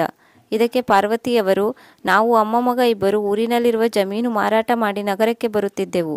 ನನ್ನ ಮಗ ಇಲ್ಲಿಯೇ ನೌಕರಿ ಮಾಡುತ್ತಿದ್ದಾನೆ. ಹೀಗಾಗಿ ನಾವು ಊರಿನಲ್ಲಿರುವ ಜಮೀನನ್ನು ಮಾರಾಟ ಮಾಡಿ ಇಲ್ಲೇ ಸ್ವಂತ ಮನೆ ಮಾಡಿ ಇಲ್ಲಿಯೇ ಇರಲು ಬಂದಿದ್ದೇವೆ. ಈ ಮಾತು ಕೇಳುತ್ತಿದ್ದಂತೆ ಅಲ್ಲಿ ಸೇರಿದ ಎಲ್ಲರಿಗೂ ಅರ್ಥವಾಗಿತ್ತು, ಇವರ ಮಗ ಇವರನ್ನು ಗೊತ್ತಿದ್ದೇ ಬಿಟ್ಟು ಹೋಗಿದ್ದಾನೆ ಎಂದು. ಆದರೆ ಅವರು ಏನು ಮಾಡಲು ಸಾಧ್ಯ? ಅದರಲ್ಲಿ ಕೆಲವು ಜನ ಹೇಳಿದರು, ನಿಮ್ಮ ಮಗ ಮುಂಬೈಯಲ್ಲಿ ಇರುವುದಾದರೆ ನಾವು ನಿಮಗೆ ಮುಂಬೈ ಸ್ಟೇಷನ್ ಬಂದ ಮೇಲೆ ತಿಳಿಸುತ್ತೇವೆ, ನೀವು ಅಲ್ಲೇ ಇಳಿದುಕೊಳ್ಳುವಿರಂತೆ. ಮತ್ತೆ ಕೆಲವು ಜನ ಹೇಳಿದರು, ಮುಂಬೈ ನಗರ ಇಷ್ಟೊಂದು ದೊಡ್ಡದಿದೆ, ಇವರು ತಮ್ಮ ಮಗನನ್ನು ಎಲ್ಲೆಂದು ಹುಡುಕುತ್ತಾರೆ? ಇವರು ಆ ಮಹಾನಗರದಲ್ಲಿ ಕಳೆದು ಹೋಗುತ್ತಾರೆ. ಈ ಮಾತು ಸತ್ಯ ಕೂಡ ಆಗಿತ್ತು. ಹೀಗೆ ಒಬ್ಬೊಬ್ಬರು ಒಂದೊಂದು ಸಲಹೆಯನ್ನು ಕೊಡುತ್ತಿದ್ದರು. ಕೊನೆಯದಾಗಿ ಎಲ್ಲರೂ ಸೇರಿ ಹೀಗೆ ನಿರ್ಣಯಿಸಿದರು. ಪುನಃ ಪಾರ್ವತಿಯವರನ್ನು ಅವರ ಊರಿಗೆ ವಾಪಸ್ ಕಳಿಸಲು ತೀರ್ಮಾನಿಸಿದರು. ಒಂದು ವೇಳೆ ಇವರ ಮಗ ಅವರನ್ನು ಹುಡುಕುವುದಾದರೆ ವಾಪಸ್ ಹಳ್ಳಿಗೂ ಬರಬಹುದು. ನಿಜವಾಗಲೂ ಇವರನ್ನು ಬಿಟ್ಟು ಹೋಗಿರುವುದಾದರೆ ಇವರು ಒಬ್ಬರೇ ಹೇಗೆ ಅವನನ್ನು ಹುಡುಕುತ್ತಾರೆ? ಮತ್ತು ಅವರು ಪಾರ್ವತಿಯವರನ್ನು ಕೇಳಿದರು, ಆಂಟಿ, ಊರಿನಲ್ಲಿ ನಿಮಗೆ ಮನೆ ಇದೆ ಅಲ್ಲವೇ? ನಿಮ್ಮ ಮಗ ಅದನ್ನು ಮಾರಾಟ ಮಾಡಿದ್ದಾನೆಯೇ ಎಂದು. ಇದಕ್ಕೆ ಪಾರ್ವತಿಯವರು, ಇಲ್ಲ, ಮನೆ ನನ್ನ ಹತ್ತಿರ ಇದೆ. ಇದಕ್ಕೆ ಅಲ್ಲಿರುವ ಇನ್ನೊಬ್ಬ ವ್ಯಕ್ತಿ ಹೇಳಿದನು, ನಿಮ್ಮ ಮಗ ಹಣದ ಆಸೆಗೆ ಹೀಗೆಲ್ಲ ಮಾಡಿದ್ದರೆ ಅವನು ಪುನಃ ಮನೆಯನ್ನು ಮಾರಾಟ ಮಾಡಲು ಊರಿಗೆ ಬಂದೇ ಬರುತ್ತಾನೆ. ಕೊನೆಯದಾಗಿ ಪಾರ್ವತಿಯವರನ್ನು ಊರಿಗೆ ಕಳುಹಿಸಲು ತೀರ್ಮಾನಿಸಿದರು. ಅವರು ತಮ್ಮ ಊರಿನ ಹೆಸರು, ಜಿಲ್ಲೆ, ತಾಲೂಕು ಎಲ್ಲವನ್ನೂ ತಿಳಿಸಿದರು. ಆದರೆ ಸಮಸ್ಯೆ ಇರುವುದು ಇವರೊಬ್ಬರನ್ನೇ ಹೇಗೆ ಕಳುಹಿಸುವುದು ಎಂದು. ಇವರು ವಾಪಸ್ ಹೋಗಲು ಟ್ರೈನ್ ಟಿಕೆಟ್ ತೆಗೆದುಕೊಳ್ಳಬೇಕು. ಕೆಲವೊಮ್ಮೆ ಟ್ರೈನ್ ಬದಲಾಯಿಸಬೇಕಾಗುತ್ತದೆ. ಎಲ್ಲರಿಗೂ ಅವರದೇ ಆದ ಕೆಲಸಗಳಿರುತ್ತವೆ. ಅವರೆಲ್ಲರೂ ಬೇರೆ ಬೇರೆ ಕಡೆ ಹೋಗುವವರಿದ್ದರು. ಈಗಿನ ಅವಸರದ ಯುಗದಲ್ಲಿ ಬೇರೆಯವರಿಗಾಗಿ ಯಾರು ಸಮಯವನ್ನು ನೀಡುತ್ತಾರೆ? ಆದರೂ ಇಂದಿನ ಅವಸರದ ಯುಗದಲ್ಲಿ ಕೆಲವೊಬ್ಬರು ಬೇರೆಯವರಿಗೆ ಸಹಾಯ ಮಾಡುವವರು ಇದ್ದಾರೆ. ಹೀಗಾಗಿ ಕೆಲವಷ್ಟು ಜನರು ಈಗಲೂ ಪಾರ್ವತಿಯವರ ಜೊತೆ ಕುಳಿತಿದ್ದರು. ಅದರಲ್ಲಿ ಒಬ್ಬರು ಗಂಡ ಹೆಂಡತಿ ಮುಂಬೈಗೆ ಹೋಗುವವರಿದ್ದರು. ಅವರು ಹೇಳಿದರು, ಅಮ್ಮ, ನೀವು ನಮ್ಮ ಜೊತೆ ಮುಂಬೈ ಸ್ಟೇಷನ್ನಲ್ಲಿ ಇಳಿದುಕೊಳ್ಳಿ. ನಾವು ನಿಮಗೆ ಟ್ರೈನ್ ಸಮಯ ಇತ್ಯಾದಿಗಳನ್ನು ತಿಳಿದುಕೊಂಡು ಹೇಳುತ್ತೇವೆ. ಯಾವ ಪ್ಲ್ಯಾಟ್ಫಾರ್ಮಲ್ಲಿ ಟ್ರೈನ್ ಬಂದು ನಿಲ್ಲುತ್ತದೆ ಇದನ್ನು ನಾವು ನಿಮಗೆ ತಿಳಿಸುತ್ತೇವೆ. ಒಂದು ವೇಳೆ ಟ್ರೈನ್ ಬರುವ ಸಮಯದಲ್ಲಿ ನಾವಲ್ಲಿಗೆ ಹೋಗಿ ತಲುಪಿದರೆ ನಿಮ್ಮನ್ನು ಟ್ರೈನ್ ಹತ್ತಿಸಿಯೇ ಹೋಗುತ್ತೇವೆ. ಟ್ರೈನ್ ಬರಲು ತುಂಬ ಸಮಯ ಇದ್ದರೆ ನಮಗೆ ಕಾಯಲು ಸ್ವಲ್ಪ ಕಷ್ಟ ಆಗಬಹುದು. ಏಕೆಂದರೆ ನನ್ನ ಜೊತೆ ನನ್ನ ಹೆಂಡತಿ ಇದ್ದಾಳೆ, ಅವರಿಗೆ ಆರೋಗ್ಯ ಸರಿಯಿಲ್ಲ. ಆಗ ಪಾರ್ವತಿಯವರು ಹೇಳಿದರು, ಮಗ, ನಾನು ನನ್ನ ಊರು ಬಿಟ್ಟು ಒಬ್ಬಳೇ ಬೇರೆಲ್ಲೂ ಹೋಗಿಲ್ಲ. ಹೀಗಿರುವಾಗ ಇಷ್ಟು ದೂರದಿಂದ ನಾನು ಹೇಗೆ ಒಬ್ಬಳೇ ವಾಪಸ್ ಊರಿಗೆ ಹೋಗಲಿ? ಅದರಲ್ಲಿಯೂ ಮುಂಬೈ ಇಷ್ಟು ದೊಡ್ಡ ನಗರ. ಇಲ್ಲಿ ಎಷ್ಟೊಂದು ಟ್ರೈನ್ಗಳು ಬರುತ್ತವೆ. ನಮ್ಮ ಊರಿಗೆ ಹೋಗುವ ಟ್ರೈನ್ ಯಾವುದು ಎಂದು ನನಗೆ ಹೇಗೆ ಗೊತ್ತಾಗುತ್ತದೆ? ನಾನು ಬೇರೆಲ್ಲಾದರೂ ಹೋಗಿ ತಲುಪಿದರೆ? ಇಲ್ಲ ಇಲ್ಲ ಮಗ, ನಾನು ಒಬ್ಬಳೇ ಹೋಗಲಾರೆ. ನೀವು ನನಗೆ ನಮ್ಮ ಊರಿಗೆ ಹೋಗುವ ಟ್ರೈನ್ ಹತ್ತಿಸಿದರೆ ಸಾಕು. ಮುಂದೆ ನಾನು ಯಾರನ್ನಾದರೂ ಕೇಳಿಕೊಂಡು ಹೋಗುತ್ತೇನೆ. ಮತ್ತು ಏನನ್ನೂ ಯೋಚನೆ ಮಾಡು ಕಣ್ಣಿನಲ್ಲಿ ನೀರು ತುಂಬಿಕೊಂಡು ಹೇಳಿದಳು, ಇಲ್ಲಿಂದ ಊರಿಗೆ ಹೋಗಲು 2 ದಿವಸ ಬೇಕು. ತುಂಬ ದೂರದ ಪ್ರಯಾಣ. ನನ್ನ ಹತ್ತಿರ ಒಂದು ಬಿಡಿಗಾಸು ಕೂಡ ಇಲ್ಲ.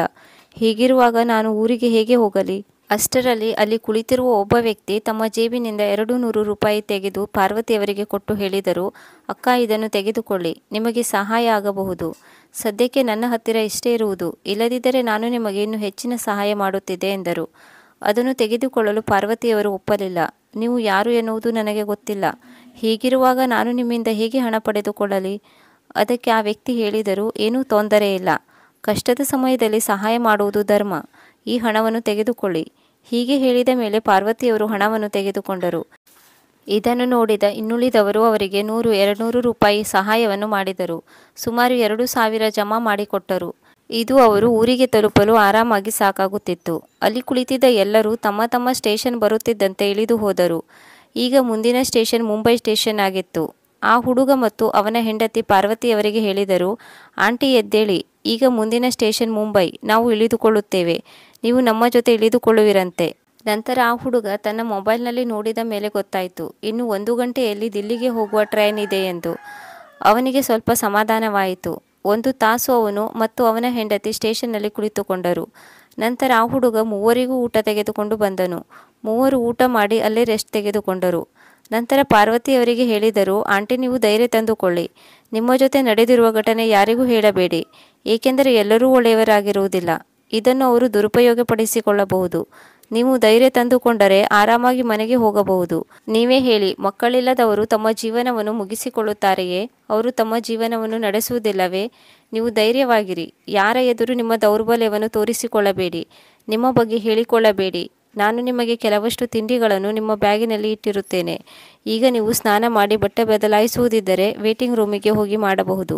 ಟ್ರೈನ್ ಬರಲು ಇನ್ನೂ ಸಮಯ ಇದೆ. ವೇಟಿಂಗ್ ರೂಮಿಗೆ ಹೋಗಲು ಪಾರ್ವತಿಯವರು ಹಿಂದೇಟು ಹಾಕುತ್ತಿದ್ದರು. ಇದನ್ನು ಅರ್ಥ ಮಾಡಿಕೊಂಡ ಆ ಹುಡುಗಿ ಅವರನ್ನು ಕರೆದುಕೊಂಡು ವೇಟಿಂಗ್ ರೂಮಿಗೆ ಹೋದರು. ಅಲ್ಲಿ ಸ್ನಾನ ಮಾಡಿ ಬಂದು ಕುಳಿತುಕೊಂಡರು. ಆ ಹುಡುಗನು ಅವರಿಗೆ ತಿನ್ನಲು ತಿಂಡಿ, ಕುಡಿಯಲು ನೀರು ಖರೀದಿಸಿ ಅವರ ಬ್ಯಾಗಿನಲ್ಲಿ ಹಾಕಿದನು ಮತ್ತು ಹೇಳಿದನು, ಟ್ರೈನಲ್ಲಿ ಯಾರನ್ನೂ ನಂಬಬೇಡಿ. ಯಾರ ಮೇಲೂ ನಂಬಿಕೆ ಇಟ್ಟು ನಿಮ್ಮ ಬ್ಯಾಗನ್ನು ಯಾರ ಕೈಗೂ ಕೊಟ್ಟು ಹೋಗಬೇಡಿ. ಯಾಕೆಂದರೆ ನಿಮ್ಮ ಹಣ ಈ ಬ್ಯಾಗಿನಲ್ಲಿ ಇದೆ. ಇದನ್ನು ಜೋಪಾನವಾಗಿ ಇಟ್ಟುಕೊಳ್ಳಿ. ಪಾರ್ವತಿಯವರಿಗೆ ಅವರ ಮಾತು ಅರ್ಥವಾಗಿತ್ತು. 1 ತಾಸಿನ ನಂತರ ಟ್ರೈನ್ ಬಂದಿತು. ಗಂಡ ಹೆಂಡತಿ ಇಬ್ಬರು ಪಾರ್ವತಿಯವರನ್ನು ಟ್ರೈನ್ನಲ್ಲಿ ಹತ್ತಿಸಿ ತಮ್ಮ ಮನೆಗೆ ಹೋದರು. ಈ ಕಡೆ ಪಾರ್ವತಿಯವರು ಸಾಮಾನ್ಯ ಬೋಗಿಯಲ್ಲಿ ಹತ್ತಿಕೊಂಡಿದ್ದರು. ಅಲ್ಲಿ ತುಂಬ ಜನಸಂದಣಿ ಇತ್ತು. ಕಾಲಿಡಲು ಜಾಗವಿರಲಿಲ್ಲ. ಆದರೆ ಏನು ಮಾಡುವ ಹಾಗಿರಲಿಲ್ಲ. ಕೆಲವು ಗಂಟೆ ಹಾಗೆ ನಿಂತುಕೊಂಡಿದ್ದರು. ಅವರದು ನಿಂತು ಪ್ರಯಾಣ ಮಾಡುವ ವಯಸ್ಸಾಗಿರಲಿಲ್ಲ, ಆದರೆ ಅನಿವಾರ್ಯವಾಗಿತ್ತು. ನಂತರ ಒಂದು ಸ್ಟೇಷನ್ನಲ್ಲಿ ಕೆಲವಷ್ಟು ಜನರು ಇಳಿದುಕೊಂಡರು. ಆಗ ಪಾರ್ವತಿಯವರಿಗೆ ಕುಳಿತುಕೊಳ್ಳಲು ಸೀಟ್ ಸಿಕ್ಕಿತು. ಅವರು ಕುಳಿತುಕೊಂಡರು. ಹೀಗೆ ಹಗಲು ಕಳೆದು ರಾತ್ರಿಯಾಯಿತು. ಅವರಿಗೆ ಹೋಗುವಾಗ ಇದ್ದ ಉತ್ಸಾಹ ಈಗ ಇರಲಿಲ್ಲ. ಅವರಿಗೆ ಮಗ ಬಿಟ್ಟು ಹೋಗಿರುವುದರಿಂದ ತುಂಬ ದುಃಖವಾಗಿತ್ತು. ಹಾಗೆ ಮಗನ ಮೇಲೆ ಕೋಪ ಬಂದಿತ್ತು. ಟ್ರೈನಲ್ಲಿ ಜನರು ಹೇಳಿರುವ ಮಾತು ಅವರ ಮನಸ್ಸಿಗೆ ನೋವುಂಟು ಮಾಡಿತ್ತು. ಆದರೆ ಅದು ಸತ್ಯ ಕೂಡ ಆಗಿತ್ತು. ಸತ್ಯವನ್ನು ನಂಬದೆ ಎಷ್ಟು ದಿನ ಅಂತ ಕಣ್ಣು ಮುಚ್ಚಿ ಕೂರುವುದು? ಮಗ ತನ್ನನ್ನು ಗೊತ್ತಿದ್ದು ಬಿಟ್ಟು ಹೋಗಿದ್ದಾನೆ ಎನ್ನುವ ಸತ್ಯ ಅವರು ಒಪ್ಪಿಕೊಂಡರು. ಆದರೂ ಹೆತ್ತ ಕರುಳಿನ ಮಮತೆ, ಪ್ರೀತಿ ಮಗನ ಮೇಲೆ ಇರುವುದರಿಂದ ಅವರು ಮಗ ಗೊತ್ತಿಲ್ಲದೆಯೋ ಬಿಟ್ಟು ಹೋಗಿರಬಹುದು ಎಂದುಕೊಳ್ಳುತ್ತಿದ್ದರು. ಹೀಗೆ ಯೋಚಿಸುತ್ತಿರುವಾಗ ಅವರಿಗೆ ಆ ಹುಡುಗನ ನೆನಪಾಗುತ್ತದೆ. ಅವನು ಅವನ ನಂಬರನ್ನು ಬರೆದು ಕೊಟ್ಟಿದ್ದನು ಮತ್ತು ಹೇಳಿದ್ದನು, ಟ್ರೈನ್ನಲ್ಲಿ ಯಾರದಾದರೂ ಫೋನ್ ತೆಗೆದುಕೊಂಡು ಫೋನ್ ಮಾಡಿ. ಯಾಕೆಂದರೆ ನೀವು ಕ್ಷೇಮವಾಗಿ ಇದ್ದೀರಿ ಎನ್ನುವುದು ತಿಳಿದರೆ ನಾನು ನಿಶ್ಚಿಂತನಾಗಿರಬಹುದು. ಆಗ ಪಾರ್ವತಿಯವರು ತಮ್ಮ ಎದುರಿಗೆ ಕುಳಿತಿರುವ ಒಬ್ಬ ವ್ಯಕ್ತಿಯಿಂದ ಮೊಬೈಲನ್ನು ಕೇಳಿದರು. ಆದರೆ ಅವರು ಕೊಡಲು ಒಪ್ಪಲಿಲ್ಲ. ನನ್ನ ಮೊಬೈಲ್ನಲ್ಲಿ ಬ್ಯಾಲೆನ್ಸ್ ಇಲ್ಲ ಎಂದು ಹೇಳಿದರು. ಆಗ ಪಾರ್ವತಿಯವರು ಇನ್ನು ಸ್ವಲ್ಪ ಸಮಯ ಕಾದರು. ಅರ್ಧ ಗಂಟೆ ನಂತರ ಇನ್ನೊಬ್ಬ ವ್ಯಕ್ತಿ ಬಂದು ಕುಳಿತುಕೊಂಡರು. ಆ ವ್ಯಕ್ತಿ ಹತ್ತಿರ ಪಾರ್ವತಿಯವರು ಪುನಃ ಮೊಬೈಲನ್ನು ಕೇಳಿದರು. ಆ ವ್ಯಕ್ತಿ ಹೇಳಿದನು, ಆಂಟಿ ನಾನು ಮೊಬೈಲ್ ಕೊಡುತ್ತೇನೆ, ಆದರೆ ನೀವು ಸ್ಪೀಕರ್ ಆನ್ ಮಾಡಿ ಮಾತನಾಡಬೇಕು. ತಪ್ಪು ತಿಳಿದುಕೊಳ್ಳಬೇಡಿ, ಯಾಕೆಂದರೆ ಇಂದಿನ ದಿನಗಳಲ್ಲಿ ಯಾರನ್ನೂ ನಂಬುವುದು ಕಷ್ಟವಾಗುತ್ತದೆ. ಪಾರ್ವತಿಯವರು ಅವನ ಮಾತನ್ನು ಅರ್ಥ ಮಾಡಿಕೊಂಡು ಅವನಿಂದ ಮೊಬೈಲ್ ಪಡೆದು ಫೋನ್ ಮಾಡಿದರು ಮತ್ತು ಹೇಳಿದರು, ಮಗ ನಾನು ಪಾರ್ವತಿ ಆಂಟಿ ಮಾತನಾಡುತ್ತಿದ್ದೇನೆ. ಅದೇ ಈಗಷ್ಟೇ ನೀನು ಟ್ರೈನಲ್ಲಿ ಬಿಟ್ಟು ಹೋಗಿದ್ದೀಯಲ್ಲ, ಅದೇ ಆಂಟಿ. ನಾನು ಇಲ್ಲಿ ಚೆನ್ನಾಗಿದ್ದೇನೆ, ಯಾವುದೇ ತೊಂದರೆ ಇಲ್ಲ ಮತ್ತು ಕ್ಷೇಮವಾಗಿ ಮನೆಗೆ ಹೋಗಿ ತಲುಪುತ್ತೇನೆ. ನೀನು ಆತಂಕ ಪಡುವ ಅವಶ್ಯಕತೆ ಇಲ್ಲ. ನಿನ್ನ ಹೆಂಡತಿಯನ್ನು ಚೆನ್ನಾಗಿ ನೋಡಿಕೋ. ಆ ಹುಡುಗ ಹೇಳಿದನು, ಸರಿ ಆಂಟಿ, ನೀವು ಕ್ಷೇಮವಾಗಿ ಮನೆ ತಲುಪಿ ಮನೆಗೆ ಹೋಗಿ ಫೋನ್ ಮಾಡಿ, ಮರೆತು ಬಿಡಬೇಡಿ. ಹೀಗೆ ಹೇಳುತ್ತಾ ಆ ಹುಡುಗ ನಕ್ಕನು. ಪಾರ್ವತಿಯವರು, ಇಲ್ಲ ಇಲ್ಲ ಮಗನೇ, ನಾನು ನಿನ್ನನ್ನು ಹೇಗೆ ಮರೆಯಲಿ? ನನ್ನ ಕಷ್ಟದ ಸಮಯದಲ್ಲಿ ನೀನು ನನಗೆ ಸಹಾಯ ಮಾಡಿರುವೆ. ಈಗ ನಾನು ಫೋನ್ ಇಡುತ್ತೇನೆ. ಇದನ್ನು ಬೇರೆಯವರಿಂದ ಪಡೆದುಕೊಂಡಿದ್ದೇನೆ. ಇದಕ್ಕೆ ಹುಡುಗ ಹೇಳಿದನು, ಸರಿ ಆಂಟಿ, ನೀವು ನಿಮ್ಮ ಬಗ್ಗೆ ಕಾಳಜಿ ತೆಗೆದುಕೊಳ್ಳಿ. ಅವರು ಆಯಿತು ಮಗನೇ ಎಂದು ಹೇಳಿ ಫೋನ್ ಕಟ್ ಮಾಡಿ ಮೊಬೈಲನ್ನು ಆ ವ್ಯಕ್ತಿಗೆ ಕೊಟ್ಟರು. ನಂತರ ಯೋಚನೆಯಲ್ಲಿ ಮುಳುಗಿದರು. ಗುರುತು ಪರಿಚಯ ಇಲ್ಲದಿದ್ದರೂ ಆ ಹುಡುಗ ನನಗೆ ತುಂಬ ಸಹಾಯ ಮಾಡಿದನು. ಅವನಿಲ್ಲದಿದ್ದರೆ ಈ ಪಾರ್ವತಿ ಇಷ್ಟು ಹೊತ್ತಿಗೆ ಎಲ್ಲಿ ಹೋಗುತ್ತಿದ್ದಳೋ, ಏನು ಮಾಡುತ್ತಿದ್ದಳೋ? ಅಷ್ಟು ದೊಡ್ಡ ಮುಂಬೈ ನಗರದಲ್ಲಿ ಭಿಕ್ಷೆ ಬೇಡಬೇಕಿತ್ತು. ಯಾರು ನನಗೆ ಸಹಾಯ ಮಾಡುತ್ತಿದ್ದರು? ಇಷ್ಟು ಹೊತ್ತಿಗೆ ಮುಂಬೈ ನಗರದ ರಸ್ತೆಯಲ್ಲಿ ಅಲೆದಾಡಬೇಕಿತ್ತು. ಹೀಗೆ ಯೋಚಿಸುತ್ತಾ ಅವರು ಮನಸ್ಸನ್ನು ಗಟ್ಟಿ ಮಾಡಿಕೊಂಡರು. ಇನ್ನು ಮುಂದೆ ನಾನು ಗಟ್ಟಿಯಾಗಬೇಕು. ಹೇಗೆಂದರೆ ನಾನು ನನ್ನ ಗಂಡನನ್ನು ಕಳೆದುಕೊಂಡಾಗ, ನನ್ನ ಗಂಡನ ಮನೆಯವರು ನನ್ನ ಕೈ ಬಿಟ್ಟಾಗ ನಾನು ಒಂಟಿಯಾಗಿ ಜೀವನ ನಡೆಸಿದ್ದೇನೆ. ಹಾಗೆ ನನ್ನ ಮಗನನ್ನು ಬೆಳೆಸಿ ಅವನಿಗೆ ಸಿಗಬೇಕಿರುವ ಎಲ್ಲ ಹಕ್ಕನ್ನು ಅವನಿಗೆ ನೀಡಿದ್ದೇನೆ. ಅವನಿಗಾಗಿ ಮನೆ ಖರೀದಿಸಿದ್ದೇನೆ. ಅವನಿಗಾಗಿ ಇಷ್ಟೆಲ್ಲ ಮಾಡಿರುವಾಗ ಇನ್ನು ನನಗಾಗಿ ನಾನು ಮಾಡಿಕೊಳ್ಳಲಾಗದೆ? ಹೌದು, ನಾನು ಮಾಡುತ್ತೇನೆ. ನನಗಾಗಿ ನಾನು ಮಾಡಿಕೊಳ್ಳುತ್ತೇನೆ. ಈಗ ನಾನು ನನ್ನ ಬಗ್ಗೆ ಯೋಚಿಸುತ್ತೇನೆ, ಬೇರೆಯವರ ಬಗ್ಗೆ ಅಲ್ಲ. ದೇವರು ನನಗೆ ಜೀವ ನೀಡಿರುವಾಗ ನಾನು ಬೇರೆಯವರ ಬಗ್ಗೆ ಯೋಚನೆ ಮಾಡಿ ಏಕೆ ನನ್ನ ಜೀವನವನ್ನು ಹಾಳು ಮಾಡಿಕೊಳ್ಳಲಿ? ಹೀಗೆ ಯೋಚಿಸಿ ಅವರು ಮನಸ್ಸಿನಲ್ಲೇ ಒಂದು ದೃಢ ನಿರ್ಧಾರವನ್ನು ಮಾಡಿದರು. ಅವರು ಹತ್ತಿರದಲ್ಲಿ ಕುಳಿತಿರುವ ಒಂದು ಹುಡುಗನಿಗೆ ತಾವು ಇಳಿದುಕೊಳ್ಳುವ ಊರಿನ ಹೆಸರು ಹೇಳಿದರು. ಆ ಸ್ಟೇಷನ್ ಬಂದಾಗ ಆ ಹುಡುಗ, ಆಂಟಿ, ನೀವು ಇಳಿದುಕೊಳ್ಳಬೇಕಿರುವ ಸ್ಟೇಷನ್ ಬಂದಿದೆ, ಇಳಿದುಕೊಳ್ಳಿ ಎಂದು ಹೇಳಿದನು. ಆಗ ಪಾರ್ವತಿಯವರು ತಮ್ಮ ಬ್ಯಾಗನ್ನು ಎತ್ತಿಕೊಂಡು ಇಳಿದರು. ಅಲ್ಲಿಂದ ಅವರಿಗೆ ಮನೆ ತಲುಪುವುದು ಕಷ್ಟವಾಗಲಿಲ್ಲ. ಅವರು ಮನೆಗೆ ಬಂದಾಗ ಪಕ್ಕದ ಮನೆ ಹೆಂಗಸು ಬಂದು ಕೇಳಿದರು, ಅರೆ ಪಾರ್ವತಿ, ಏನಾಯಿತು? ನೀನು ನಿನ್ನ ಮಗನ ಜೊತೆ ಹೋಗಿದ್ದೆ ಮತ್ತು ವಾಪಸ್ ಬರುವುದಿಲ್ಲ ಎಂದು ಹೇಳಿದ್ದೆ. ನನ್ನ ಮಗ ನನ್ನನ್ನು ತನ್ನ ಜೊತೆ ನಗರಕ್ಕೆ ಕರೆದುಕೊಂಡು ಹೋಗುತ್ತಿದ್ದಾನೆ ಮತ್ತು ನಾವು ಅಲ್ಲೇ ಮನೆ ಮಾಡಿಕೊಂಡು ಇರುತ್ತೇವೆ, ಊರಿಗೆ ವಾಪಸ್ ಬರುವುದಿಲ್ಲ ಎಂದಿದ್ದೆ. ಇದಕ್ಕೆ ಪಾರ್ವತಿಯವರು, ಹೌದು, ಮಗ ಕರೆದುಕೊಂಡು ಹೋಗಿದ್ದ, ಆದರೆ ಈಗ ವಾಪಸ್ ಬಂದಿದ್ದೇನೆ ಮತ್ತು ಇಲ್ಲೇ ಇರುತ್ತೇನೆ. ಹೀಗೆ ಹೇಳಿ ಅವರು ಮನೆಯೊಳಗೆ ಹೋಗಿ ಬಾಗಿಲು ಹಾಕಿಕೊಂಡರು. ಅವರು ಅವರ ಗೆಳತಿ ಕೂಡ ಆಗಿದ್ದರು. ಪಾರ್ವತಿಯವರು ಬೇಜಾರಿನಲ್ಲಿರುವುದು ಅವರಿಗೆ ಗೊತ್ತಾಯಿತು. ಆದರೆ ಈಗ ಮಾತನಾಡುವುದು ಬೇಡ ಎಂದುಕೊಂಡು ಮನೆಗೆ ಹೋಗಲು ನಿರ್ಧರಿಸಿದರು. ಅವರು ಮೊದಲ ಸಲ ಮಗ ಇವರನ್ನು ಊರಿನಲ್ಲಿ ಬಿಟ್ಟು ಹೋದಾಗಲೇ ಅವರಿಗೆ ಮಗನ ಬಗ್ಗೆ ಎಲ್ಲವನ್ನೂ ಹೇಳಿದ್ದರು. ಪಾರ್ವತಿಯವರು ಮಗನಿಗಾಗಿ ಜಮೀನನ್ನು ಮಾರಾಟ ಮಾಡುತ್ತೇನೆ ಎಂದು ಹೇಳಿದಾಗ ಅವರು, ಮಗನ ಮೇಲಿರೋ ಪ್ರೀತಿಯಿಂದ ನೀನು ಜಮೀನನ್ನು ಮಾರಾಟ ಮಾಡುವ ಹುಚ್ಚಾಟವನ್ನು ಮಾಡಬೇಡ ಎಂದು ಹೇಳಿದ್ದರು. ಆದರೆ ಮಗನ ಮೇಲೆ ಇರುವ ಮಮತೆಯಿಂದ ಅವರು ಪಕ್ಕದ ಮನೆಯವರ ಮಾತು ಕೇಳಲಿಲ್ಲ. ಅವರು ಮಗನನ್ನು ನಂಬಿ ಜಮೀನನ್ನು ಮಾರಾಟ ಮಾಡಿದ್ದರು. ಪಕ್ಕದ ಮನೆಯವರು ಇವರ ಮಗನ ನಡವಳಿಕೆಯನ್ನು ನೋಡಿ ಮೊದಲೇ ಈ ರೀತಿ ನಡೆಯಬಹುದೆಂದು ಅಂದಾಜಿಸಿದ್ದರು. ಈಗ ಅದು ಸತ್ಯವಾಗಿತ್ತು. ಆದರೆ ಪಾರ್ವತಿಯವರು ಅವರ ಮಾತನ್ನು ನಂಬಲಿಲ್ಲ. ಹೀಗಾಗಿ ಅವರು ಸುಮ್ಮನೆ ಒಳಗೆ ಬಂದು ಕುಳಿತುಕೊಂಡರು. ನಂತರ ಆ ಹೆಂಗಸು ಹೇಳಿದರು, ಪಾರ್ವತಿ, ನೀನು ರೆಸ್ಟ್ ತೆಗೆದುಕೋ, ನಾನು ನಂತರ ಬಂದು ಮಾತನಾಡುತ್ತೇನೆ. ನಾನು ಆ ದಿನ ಹೇಳಿದ ಮಾತಿನಿಂದ ನೀನು ಬೇಜಾರಾಗಬೇಡ. ನಾನು ನಿನ್ನ ಒಳ್ಳೆಯದಕ್ಕಾಗಿ ಹೇಳಿರುವುದು. ನಿನಗೆ ಗೊತ್ತಿದೆಯಲ್ಲ, ನಾನು ನಿನ್ನ ಒಳ್ಳೆಯದನ್ನೇ ಬಯಸುತ್ತೇನೆ ಎಂದು. ಈಗ ನೀನು ಆರಾಮ್ ತೆಗೆದುಕೋ. ಇನ್ನು 2-3 ಗಂಟೆ ಬಿಟ್ಟು ನಾನು ಬರುತ್ತೇನೆ. ಪಾರ್ವತಿಯವರು ಯೋಚನೆಯಲ್ಲಿ ಮುಳುಗಿದರು. ನಂತರ ಸಂಜೆ ಪಕ್ಕದ ಮನೆಯವರು ಪುನಃ ಬಂದರು. ಪಾರ್ವತಿಯವರು ಬಾಗಿಲು ತೆರೆದರು. ಅವರು ಒಳಗೆ ಬಂದರು. ಪಾರ್ವತಿಯವರನ್ನು ನೋಡಿದಾಗ ತುಂಬ ಬೇಜಾರಿನಲ್ಲಿರುವುದು ಗೊತ್ತಾಗಿದ್ದು ಅವರ ಹತ್ತಿರ ಬಂದು ಪ್ರೀತಿಯಿಂದ ಮಾತನಾಡಿದರು.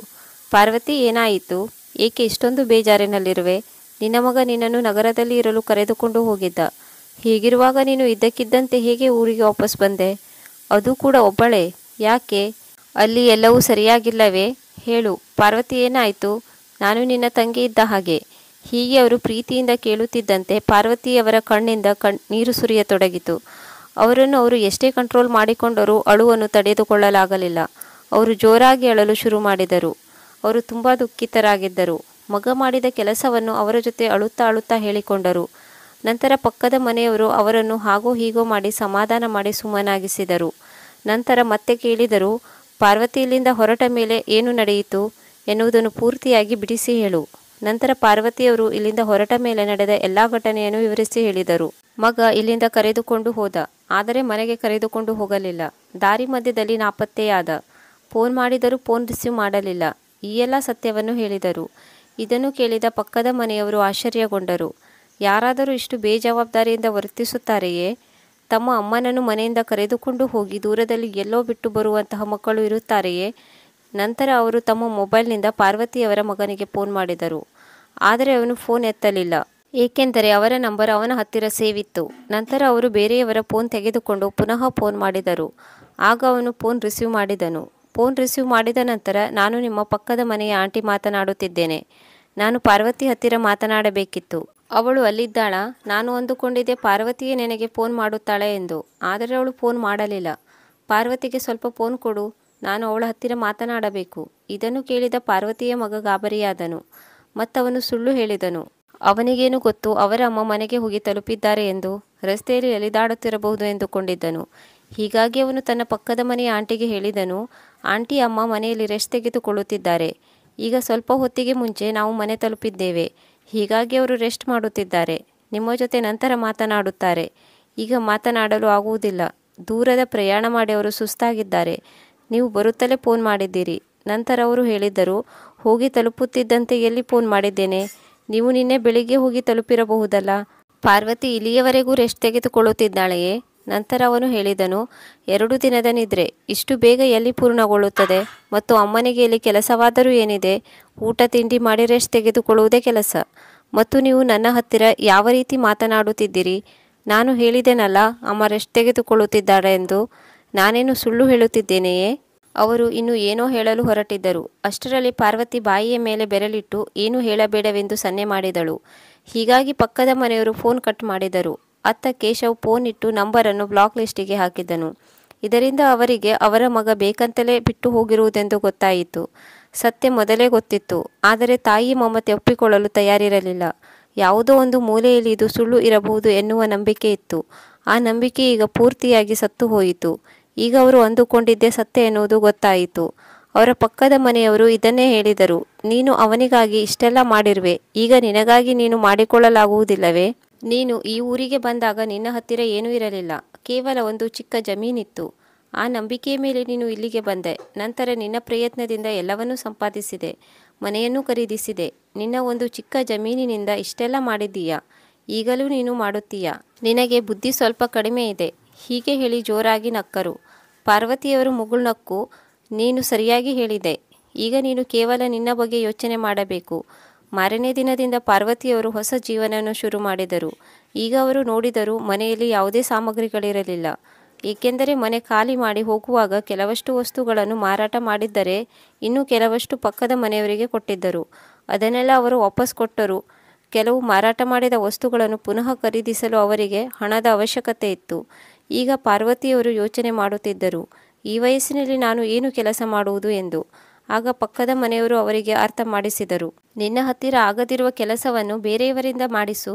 ಈಗ ಎಲ್ಲರೂ ತಮ್ಮ ತಮ್ಮ ಕೆಲಸವನ್ನು ತಾವೇ ಮಾಡಿಕೊಳ್ಳುವುದಿಲ್ಲ, ಬೇರೆಯವರಿಂದ ಮಾಡಿಸಿಕೊಳ್ಳುತ್ತಾರೆ. ಪಾರ್ವತಿಯವರಿಗೆ ಈ ಮಾತು ಸತ್ಯ ಅನಿಸಿತು.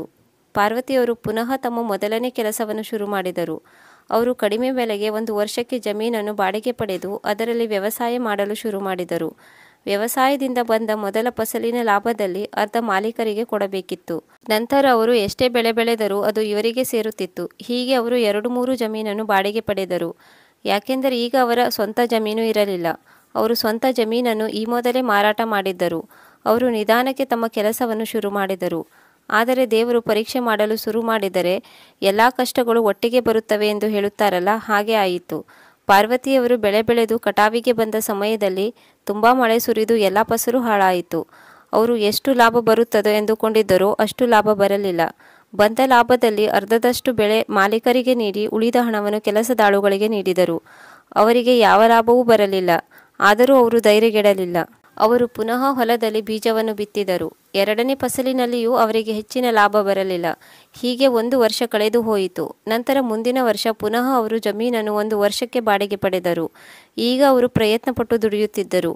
ಹಿಂದಿನ ವರ್ಷದ ಆದಾಯವೆಲ್ಲ ಭೂಮಿಯ ಮಾಲೀಕರಿಗೆ ಮತ್ತು ಆಳುಗಳಿಗೆ ನೀಡಿ ಖಾಲಿಯಾಗಿತ್ತು. ಈಗ ಅವರು ಪುನಃ ಬೀಜ ಬಿತ್ತಲು ಹಣವನ್ನು ಹೊರಗಿನಿಂದ ಸಾಲ ಪಡೆಯಬೇಕಾಯಿತು. ಈ ಬಾರಿ ಅವರು ಊರಿನಲ್ಲಿ ಯಾರೂ ಹೆಚ್ಚಿಗೆ ಬೆಳೆಯದ ಬೆಳೆಯನ್ನು ಬೆಳೆಯಲು ನಿರ್ಧರಿಸಿದರು. ಅವರು ಒಂದೊಂದು ಜಮೀನಿನಲ್ಲಿಯೂ ಬೇರೆ ಬೇರೆ ರೀತಿಯ ತರಕಾರಿಯನ್ನು ಬೆಳೆಯಲು ನಿರ್ಧರಿಸಿದರು. ಈ ಬೆಳೆಗಳು ಮಾರ್ಕೆಟಲ್ಲಿ ಸಲೀಸಾಗಿ ಸಿಗುತ್ತಿರಲಿಲ್ಲ. ಅಂತಹ ಬೆಳೆಗಳನ್ನು ಬೆಳೆದರು. ಬೆಳೆಯಲು ಸ್ವಲ್ಪ ಹೆಚ್ಚಿನ ಹಣ ವ್ಯಯ ಮಾಡಬೇಕಿತ್ತು. ಅವರು ಇದ್ದ ಹಣವನ್ನೆಲ್ಲ ಈ ಬಾರಿ ಬೆಳೆಯ ಮೇಲೆ ಹಾಕಿದರು ಮತ್ತು ದೇವರಲ್ಲಿ ಪ್ರಾರ್ಥಿಸಿಕೊಂಡರು, ಈ ಬಾರಿಯ ಫಸಲು ಯಾವುದೇ ಕಾರಣಕ್ಕೂ ಹಾಳಾಗದಿರಲಿ ಎಂದು. ಅವರು ಈ ಬಾರಿ ಸ್ವಲ್ಪ ತಡವಾಗಿ ಬೀಜಗಳನ್ನು ಹಾಕಿದರು, ಏಕೆಂದರೆ ಈ ಹಿಂದೆ 2 ಬಾರಿ ಅವರಿಗೆ ಲಾಭ ಸಿಕ್ಕಿರಲಿಲ್ಲ. ಈ ಬಾರಿ ಯಾವುದೇ ಲಾಭವಾಗದಿದ್ದರೆ ಅವರು ಬಾಡಿಗೆ ಪಡೆದ ಭೂಮಿಯನ್ನು ವಾಪಸ್ ಕೊಡಲು ನಿರ್ಧರಿಸಿದರು. ಆದರೆ ಅಕ್ಕಪಕ್ಕದವರು ಅವರಿಗೆ ಅರ್ಥ ಮಾಡಿಸಿದರು, ನೀನು ಇದನ್ನು ಬಿಟ್ಟು ಬೇರೆ ಯಾವ ಕೆಲಸ ಮಾಡಲು ಸಾಧ್ಯ? ಯಾವುದೇ ಓದು ಬರಹವಿಲ್ಲದೆ ಅದು ಈ ವಯಸ್ಸಿನಲ್ಲಿ ನೀನು ಇದರಿಂದ ಹಿಂದೆ ಸರಿಯಬೇಡ. ಈ ಭೂಮಿ ನಿನಗೆ ಎಲ್ಲವನ್ನೂ ಕೊಟ್ಟಿದೆ. ಇಲ್ಲಿಯವರೆಗೆ ನೀನು ಏನೆಲ್ಲ ಸಂಪಾದಿಸಿದೆ ಅದು ಈ ಭೂಮಿಯಿಂದ ಬಂದಿರುವುದು. ಯಾರಿಗೆ ಗೊತ್ತು, ದೇವರು ಈ ಬಾರಿ ನಿನ್ನ ಮೇಲೆ ಕರುಣೆ ತೋರಬಹುದು. ಅವರು ದೇವರ ಮೇಲೆ ಭಾರ ಹಾಕಿ ಅವರು ಪುನಃ ಕೆಲಸದಲ್ಲಿ ನಿರತರಾದರು. ಈ ಬಾರಿ ಅವರು ವಿಭಿನ್ನವಾದ ತರಕಾರಿಯನ್ನು ಬೆಳೆದಿರುವುದರಿಂದ ಮಾರ್ಕೆಟ್ನಲ್ಲಿ ಅದರ ಬೆಲೆ ಜಾಸ್ತಿ ಇತ್ತು. ಈಗ ಅವರ ತರಕಾರಿ ಫಸಲು ಹದವಾಗಿ ಬೆಳೆದಿತ್ತು. ಈಗ ಅವರು ಪ್ರತಿದಿನ ತರಕಾರಿಯನ್ನು ತೆಗೆದು ಮಾರಾಟ ಮಾಡಲು ಶುರು ಮಾಡಿದರು. ಬೆಳೆದಿರುವ ತರಕಾರಿಯನ್ನು ಪ್ಯಾಕ್ ಮಾಡಿ ಬೆಳಗ್ಗೆ 4 ಗಂಟೆಗೆ ಟ್ರ್ಯಾಕ್ಟರ್ ತುಂಬಿ ಊರಿನ ಜನರ ಸಹಾಯದಿಂದ ಮಾರ್ಕೆಟಿಗೆ ತೆಗೆದುಕೊಂಡು ಹೋಗುತ್ತಿದ್ದರು. ಈ ಬಾರಿ ಅವರು ಬೆಳೆದ ಬೆಳೆಗೆ ಒಳ್ಳೆಯ ಬೆಲೆ ಇತ್ತು. ದಿನದಿಂದ ದಿನಕ್ಕೆ ಅವರು ಬೆಳೆದ ತರಕಾರಿ ಬೆಲೆ ಏರುತ್ತಿತ್ತು. ಮೊದಲ ದಿನ 80 ಇದ್ದರೆ 2ನೇ ದಿನ 150 ರೂಪಾಯಿ ಆಯಿತು. ಹೀಗೆ ಈ ಬಾರಿ ಅವರಿಗೆ ತುಂಬ ಲಾಭ ಬಂದಿತ್ತು. ಹಿಂದಿನ 2 ಬಾರಿ ಉಂಟಾದ ನಷ್ಟ ಎಲ್ಲವೂ ಈ ಬಾರಿ ಭರ್ತಿಯಾಗಿತ್ತು. ಹೀಗಾಗಿ ಅವರು ತುಂಬ ಖುಷಿಯಾಗಿದ್ದರು ಮತ್ತು ಈಗ ಅವರು ಇದೇ ತರಕಾರಿ ಬೆಳೆಯನ್ನು ಬೆಳೆಯಲು ಶುರು ಮಾಡಿದರು. ಅವರಿಗೆ ಸ್ವತಃ ಏನನ್ನೂ ಮಾಡಲು ಆಗುತ್ತಿರಲಿಲ್ಲ. ಅವರು ಎಲ್ಲವನ್ನೂ ಹಣ ಕೊಟ್ಟು ಮಾಡಿಸುತ್ತಿದ್ದರು. ಅವರು ವ್ಯವಸಾಯದಿಂದ ಬಂದ ಹಣವನ್ನು ಪುನಃ ವ್ಯವಸಾಯಕ್ಕೆ ಹಾಕುತ್ತಿದ್ದರು. ನಿಧಾನಕ್ಕೆ ಅವರ ಪರಿಸ್ಥಿತಿ ಬದಲಾಗುತ್ತಿತ್ತು. ಮಾರನೇ ವರ್ಷ ಅವರು ಇನ್ನೂ ಹೆಚ್ಚು ಲಾಭವನ್ನು ಪಡೆದರು. 2 ವರ್ಷದಲ್ಲಿ ಅವರಿಗೆ ಎಷ್ಟು ಲಾಭ ಬಂದಿತ್ತೆಂದರೆ ಅವರು ಜಮೀನನ್ನು ಕೂಡ ಖರೀದಿಸಿದರು. ಏಕೆಂದರೆ ಈಗ ಅವರಿಗೆ ಅಂತಹ ಯಾವ ಖರ್ಚು ಇರಲಿಲ್ಲ.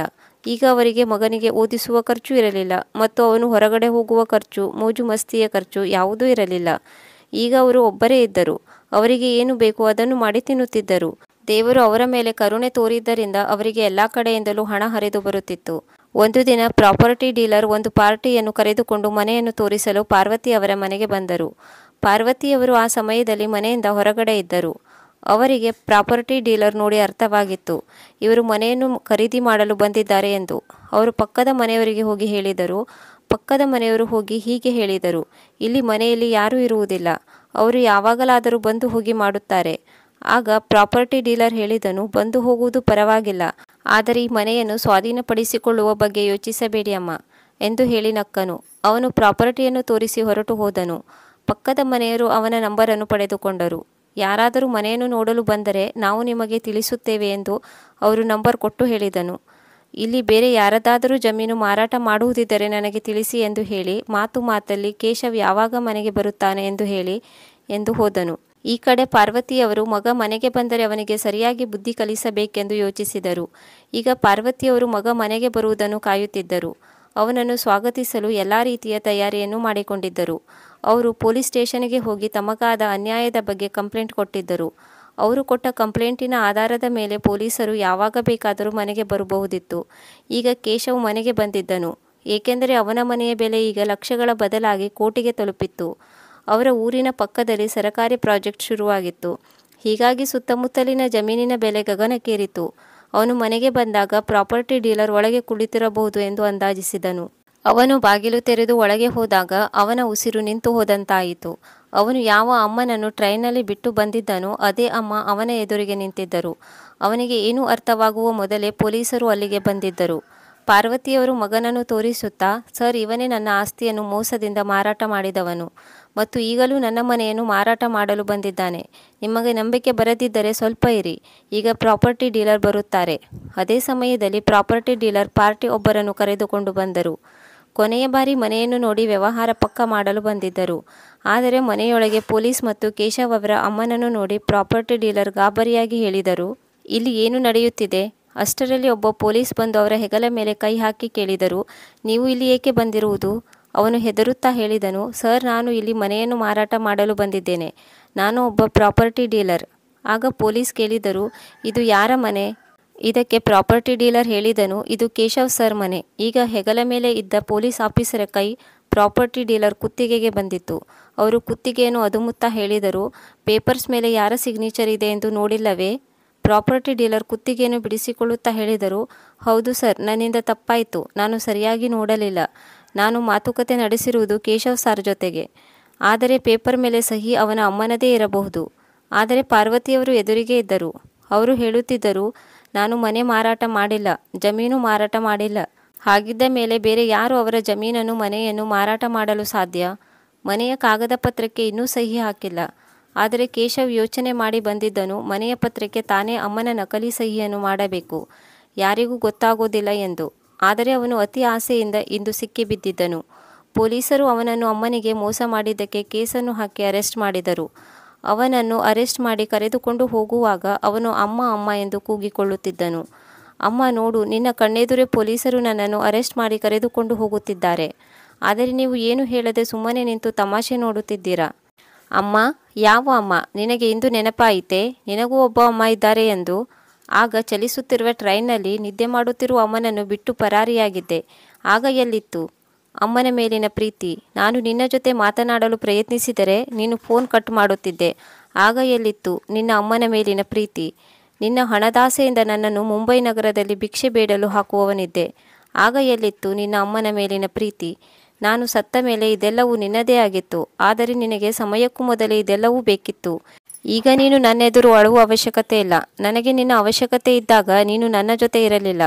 ಆಗ ನಿನಗೆ ನನ್ನ ಕಣ್ಣೀರು ಕಾಣಿಸಲಿಲ್ಲ. ಹೀಗಿರುವಾಗ ಈಗ ನಿನ್ನ ಕಣ್ಣೀರು ನನಗೆ ಹೇಗೆ ಕಾಣಿಸುತ್ತದೆ? ಸರ್, ಇವನನ್ನು ಇಲ್ಲಿಂದ ಕರೆದುಕೊಂಡು ಹೋಗಿ. ನಾನು ಇವನ ನೆರಳನ್ನು ಕೂಡ ನೋಡಲು ಇಷ್ಟಪಡುವುದಿಲ್ಲ. ಪೊಲೀಸರು ಅವನನ್ನು ಅಲ್ಲಿಂದ ಕರೆದುಕೊಂಡು ಹೋದರು. ಜೊತೆಗೆ ಪ್ರಾಪರ್ಟಿ ಡೀಲರನ್ನು ಸಹ ಕರೆದುಕೊಂಡು ಹೋದರು. ಯಾಕೆಂದರೆ ಅವನು ಸಹ ಇದರಲ್ಲಿ ಭಾಗಿಯಾಗಿದ್ದನು. ಕೇಶವ್ ಅವರ ಅಮ್ಮನ ನಕಲಿ ಸಹಿ ಮಾಡುತ್ತಾನೆಂದು ಗೊತ್ತಿದ್ದು ಕೂಡ ಮನೆಯನ್ನು ಮಾರಾಟ ಮಾಡಲು ಬಂದಿದ್ದನು. ಆದರೆ ಪ್ರಾಪರ್ಟಿ ಡೀಲರ್ ಪೊಲೀಸರ ಹತ್ತಿರ ಕ್ಷಮೆಯನ್ನು ಕೇಳಿ, ನಾನು ಇನ್ನು ಈ ರೀತಿ ಮಾಡುವುದಿಲ್ಲ, ಹಣದ ಆಮಿಷಕ್ಕೆ ಒಳಗಾಗಿ ಅವನ ಮಾತಿನಲ್ಲಿ ಬಿದ್ದೆ, ನನ್ನಿಂದ ತಪ್ಪಾಯಿತು ಎಂದು ಕೇಳಿಕೊಂಡ ಮೇಲೆ ಪೊಲೀಸರು ಅವನನ್ನು ಬಿಟ್ಟರು. ಆದರೆ ಕೇಶವ್ ಜೈಲಿನ ಕಂಬಿಯ ಹಿಂದೆ ಉಳಿದನು. ಎಷ್ಟೋ ಬಾರಿ ಅವರ ಅಮ್ಮನ ಜೊತೆ ಕ್ಷಮೆಯನ್ನು ಕೇಳಿದನು. ಅವರು ಕ್ಷಮಿಸಲಿಲ್ಲ. ಅವರು ತಮ್ಮ ಮಗನ ಕೆಟ್ಟ ಕೆಲಸಕ್ಕೆ ಶಿಕ್ಷೆಯನ್ನು ನೀಡಿದ್ದರು. ಈಗ ಅವರು ಆ ಮನೆಯಲ್ಲಿ ಖುಷಿಯಾಗಿ ಇದ್ದರು. ಮಗ ಇಲ್ಲ ಎನ್ನುವ ದುಃಖ ಇದ್ದರೂ ಮಗ ಮಾಡಿರುವ ಕೆಲಸವನ್ನು ನೆನೆಸಿಕೊಂಡರೆ ಅವರಿಗೆ ಅವನ ಮೇಲೆ ಕನಿಕರ ಬರುವಂತಿರಲಿಲ್ಲ. ಈಗ ಅವರ ಪಕ್ಕದ ಮನೆಯವರು ಅವರನ್ನು ಅಕ್ಕನಂತೆ ನೋಡಿಕೊಳ್ಳುತ್ತಿದ್ದರು. ಅವರ ಕಷ್ಟ ಸುಖವನ್ನು ವಿಚಾರಿಸಿಕೊಳ್ಳುತ್ತಿದ್ದರು. ಕೆಲವು ವರ್ಷಗಳ ನಂತರ ಪಾರ್ವತಿಯವರು ಆ ಮನೆಯನ್ನು ಮಾರಾಟ ಮಾಡಿ ಬಂದ ಹಣವನ್ನು ವೃದ್ಧಾಶ್ರಮಕ್ಕೆ ನೀಡಿದರು ಮತ್ತು ತಾವು ಕೂಡ ವೃದ್ಧಾಶ್ರಮಕ್ಕೆ ಹೋಗಿ ಉಳಿದರು. ಅಲ್ಲಿ ಅವರ ಹಾಗೆ ತುಂಬ ಜನ ಅಂತಿಮ ದಿನಗಳಿಗಾಗಿ ಕಾಯುತ್ತಿದ್ದರು. ಪಾರ್ವತಿಯವರು ಅವರೊಂದಿಗೆ ಸಂತೋಷದಿಂದ ತಮ್ಮ ಮುಂದಿನ ದಿನಗಳನ್ನು ಕಳೆದರು. ತಮ್ಮ ಹಾಗೆ ಇರುವ ಅನೇಕ ವೃದ್ಧರಿಗೆ ಸಹಾಯವಾಗಲೆಂದು ತಮ್ಮ ಎಲ್ಲ ಪ್ರಾಪರ್ಟಿಯನ್ನು ಮಾರಿ ಹಣವನ್ನು ವೃದ್ಧಾಶ್ರಮಕ್ಕೆ ನೀಡಿದರು. ಪ್ರಿಯ ವೀಕ್ಷಕರೇ, ನಿಮಗೆ ಈ ಕತೆ ಇಷ್ಟವಾಗಿದ್ದಲ್ಲಿ ಇದಕ್ಕೊಂದು ಲೈಕ್ ಕೊಡಿ, ಕಮೆಂಟ್ ಮಾಡಿ, ಶೇರ್ ಮಾಡಿ ಮತ್ತು ಸಬ್ಸ್ಕ್ರೈಬ್ ಮಾಡಿ. ಮುಂದಿನ ಕಥೆಯೊಂದಿಗೆ ಮತ್ತೆ ಭೇಟಿಯಾಗೋಣ. ಕತೆ ಕೇಳಿದ್ದಕ್ಕೆ ಧನ್ಯವಾದಗಳು.